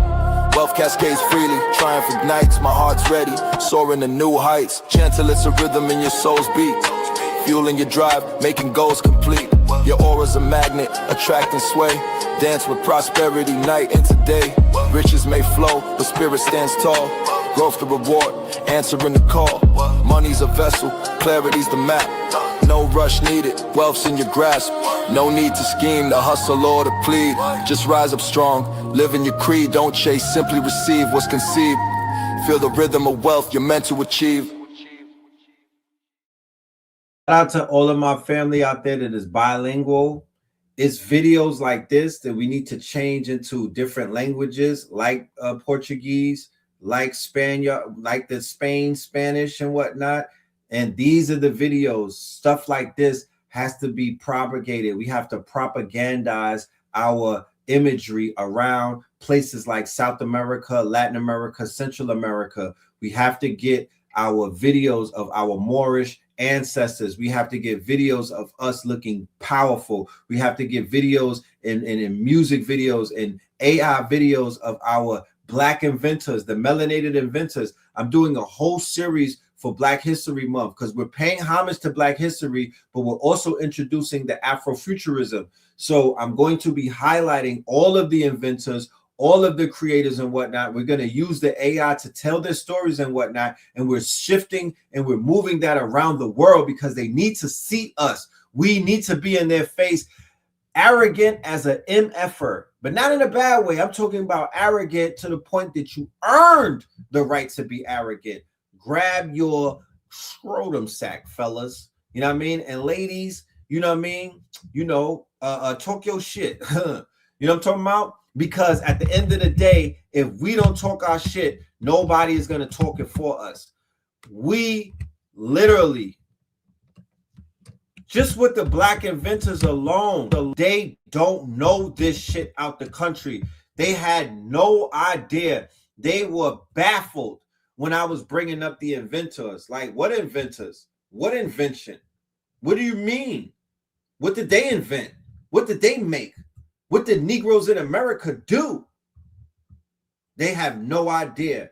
They have no idea. For real, for real. They don't know. And some of them don't care to know. But F them, we got to teach our people that are literally suffering by being underneath the boot. And a lot of that suffering is because they're buying into the slave narrative only, a fact that they're slaves. That is the most debilitating spell that you could put on the people and whatnot. And it's a psychosomatic spell. They know how to control you. They know how to dehumanize, and they know also how to utilize the propaganda to pump up other people to basically look at you than less than human, so they could kill you like they've been killing them people in the favelas of Brazil. They had an incident where the police came in there and killed 120 Black people. You know what I mean? Shit crazy. So we got to break these spells. We got to break out of the negative propaganda of our image around the world. We have to push. We have to propagandize our shit. We just can't do a video and put it up there and hope. No, we got to put money behind it. We got to put bots from Botswana behind it. We got to get this shit to our people that are around the world waiting for us, because they're waiting for us. They told me they're waiting for us. They told me. And when I came, they rolled out a red carpet. They're waiting for us. But us is telling the rest of us, we can do it. But you're not sending me into South America by myself the next time. I'm not going into Latin America on a one-man mission. Those days are over. I did it.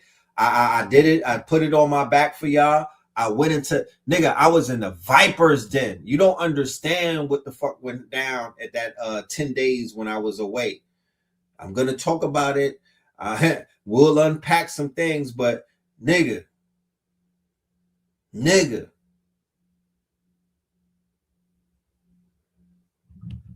it wasn't no joke on multiple levels. Okay? So before y'all niggas get all hyped, I want to go. I want to go. Red, you sign me up. All right. Okay. You know what I'm talking about? Y'all better be very careful about jumping out the window when somebody, because if you see me do something, it don't mean that you're supposed to do it. And that's vice versa. I don't be on the internet watching what other people do, and I'm like, I need to do that. No, your trip, your journey. I was on a hero's journey. I'm a twin. The hero twins go into the underworld on a hero's journey. This shit was not this was no fucking Disney vacation. Nigga, I went into the underworld. And it wasn't nothing nice in the underworld, in the undergirdings of the underworld. The shit is not Disneyland, bro. They're not, bro. Believe me when I tell you, It's not a game. Not a game. Shit is real out here, bro. So we gotta stop playing. Cause I'm not playing around with people that's playing, moving around. Cause you could lose your top fucking around with niggas that like to play. The situation is serious. Okay, on a global scale, it's nothing to play with, right? We got to get our shit together for real, or we're gonna get niggas will wipe us the fuck out. I seen a standing army. They have a whole entire standing army of Roman Catholics and niggas that will listen to anybody with the cloth on, right? And them people are actively in the crusades. And I'm going to just leave it at this, and we're going to end it with a song. That the same way that we're waking up to our ancestry, you got the people waking up to their Moorish ancestry, their Indian, their the same way that we're waking up and we're gaining our powers from waking up, guess what? They're waking up too. It's happening simultaneously. Nick Fuentes is waking them up. Ben Shapiro is waking them up. Peter Thiel and them is waking them up, niggas. Understand what I'm saying to you.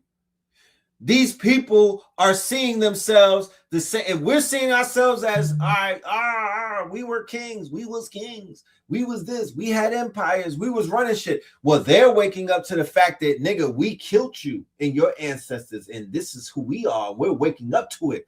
That's what's going on with Trump and his quote unquote crusades around the world and his rebel rousing. The dog whistles that he blows, they're hearing that shit in South America. They're hearing it in other places. You might not hear it because you don't want to hear it because I don't know why, but they're hearing it. So the same way that we're waking up, they're waking up too. They're ready for the crusades. Are you ready for it? They're ready for the crusades. I'm telling you. I'm telling you. They are ready for their crusades. They are waking up to who they are. The Germans, Spaniards, the Turks, the Algerians, the Tunisians, the Moroccans, all of them, the French, the Italians, they are waking up to who the fuck their forefathers are because they have people in power. They got billionaires. They got people in power that are like, yo, this is what we're doing. This is the new crusades. We're not going to fail this time. This is the final solution. This is in-game times. So they're going on eschatology. They're going on in-game prophecies. They're saying that the world is coming to end. The infidels have to be killed. The Antichrist is here. It's time to take these niggas out once and for all. That's what's going on around the world right now, if you want to know. And FIFA 2026 is going to be the greatest ritual that FIFA is going to control this year. Mark my word. The big soccer game is going global. Somebody showed me yesterday, Aton, my OG, he showed me the list of all of the games in FIFA. They're going to be playing in Atlanta. You should see the lineup. It's all Moorish. It's all Moorish. The whole FIFA soccer shit is a spiritual ritual about our past battles and the people that we were either allied with or the people that we went to war with. Facts. Watch and see. Just remember that I've mentioned it, but pay attention when that shit starts hitting. It's going to hit all 2026 and go into 2027. That versus motherfucking Morocco. Let's talk about it. Haiti versus Morocco.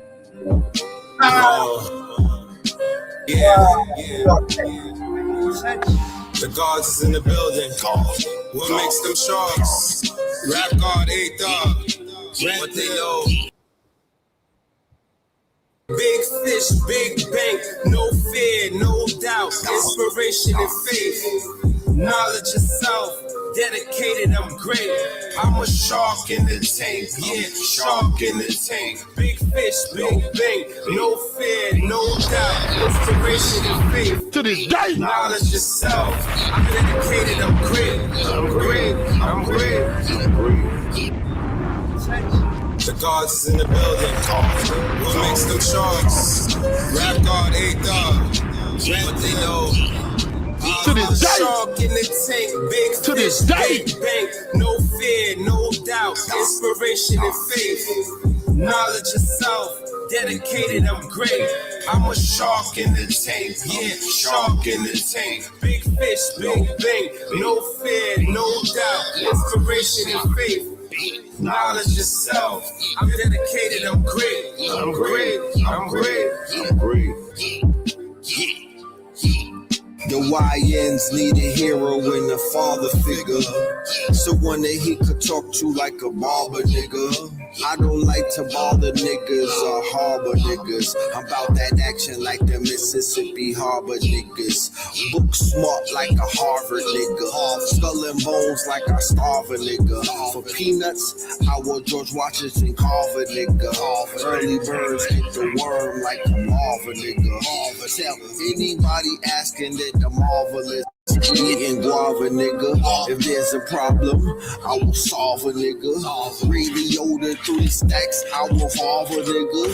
My juju pouch is even more valid. Poor Alice, I'm your pusher that will empty the clips. That's more malice. Who let the peasants through the front door of the Morse Palace? Heart light as a feather. What's a hookah to a floor chalice? To this day. Shark in the tank, big fish, big bank. No fear, no doubt. Inspiration and faith. Knowledge yourself. Dedicated, I'm great.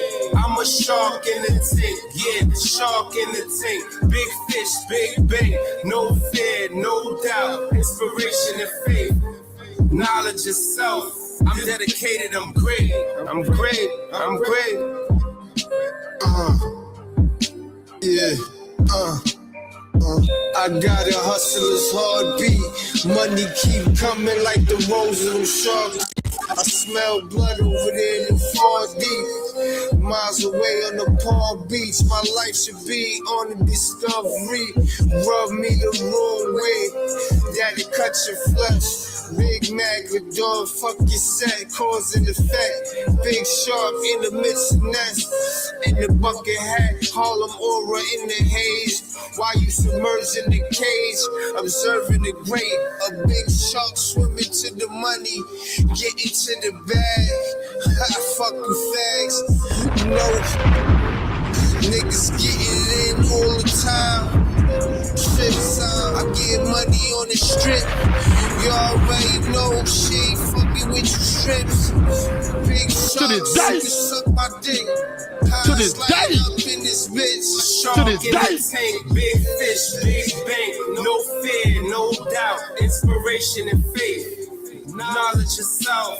Dedicated, I'm great. I'm a shark in the tank. Yeah, shark. Big fish, big bank, no fear, no doubt. Inspiration and faith, don't drown. Knowledge yourself. To wrap I'm dedicated, I'm great. I'm great. I'm great. Sleeping giant, but they awoke me.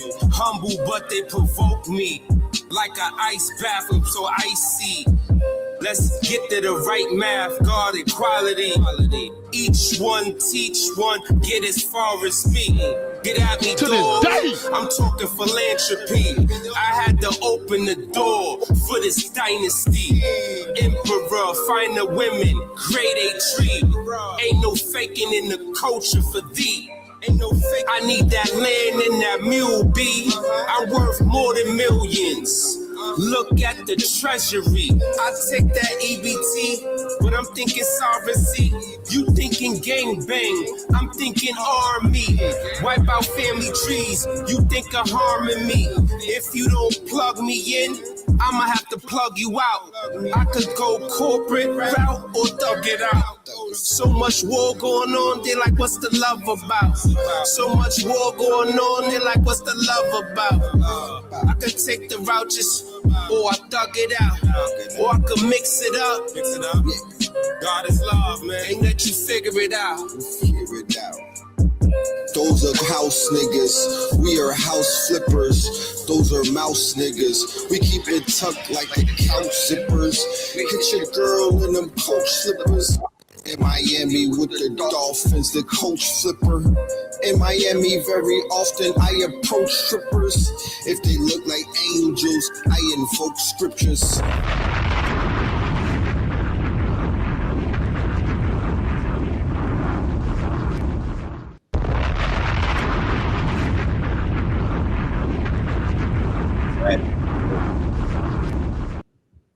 Just some ratchet shit that I did with my YNs. But yeah, you can find that on the streaming services under Shark Tank. Shark Tank. It's on all streaming services for your listening pleasures and whatnot. Shout out to Highs Light and shout out to my dude A-Thug, the rap god. You know what I'm talking about? You know, you gotta put on for the youth. You know, uncles outside. But yeah, man, we got more coming through. Tomorrow should be a very special show. I'm gonna keep y'all updated and whatnot. You know what I'm talking about? We might do Wonder Twins Activate. So we'll keep you updated. Make sure y'all subscribe to the channel. Make sure y'all hit the notification bell so you are quote unquote, and make sure y'all leave some comments in the comment section. Talk black to us, all right? But yeah, man, we will be back. Peace to everybody. 1000. Y'all stay dangerous.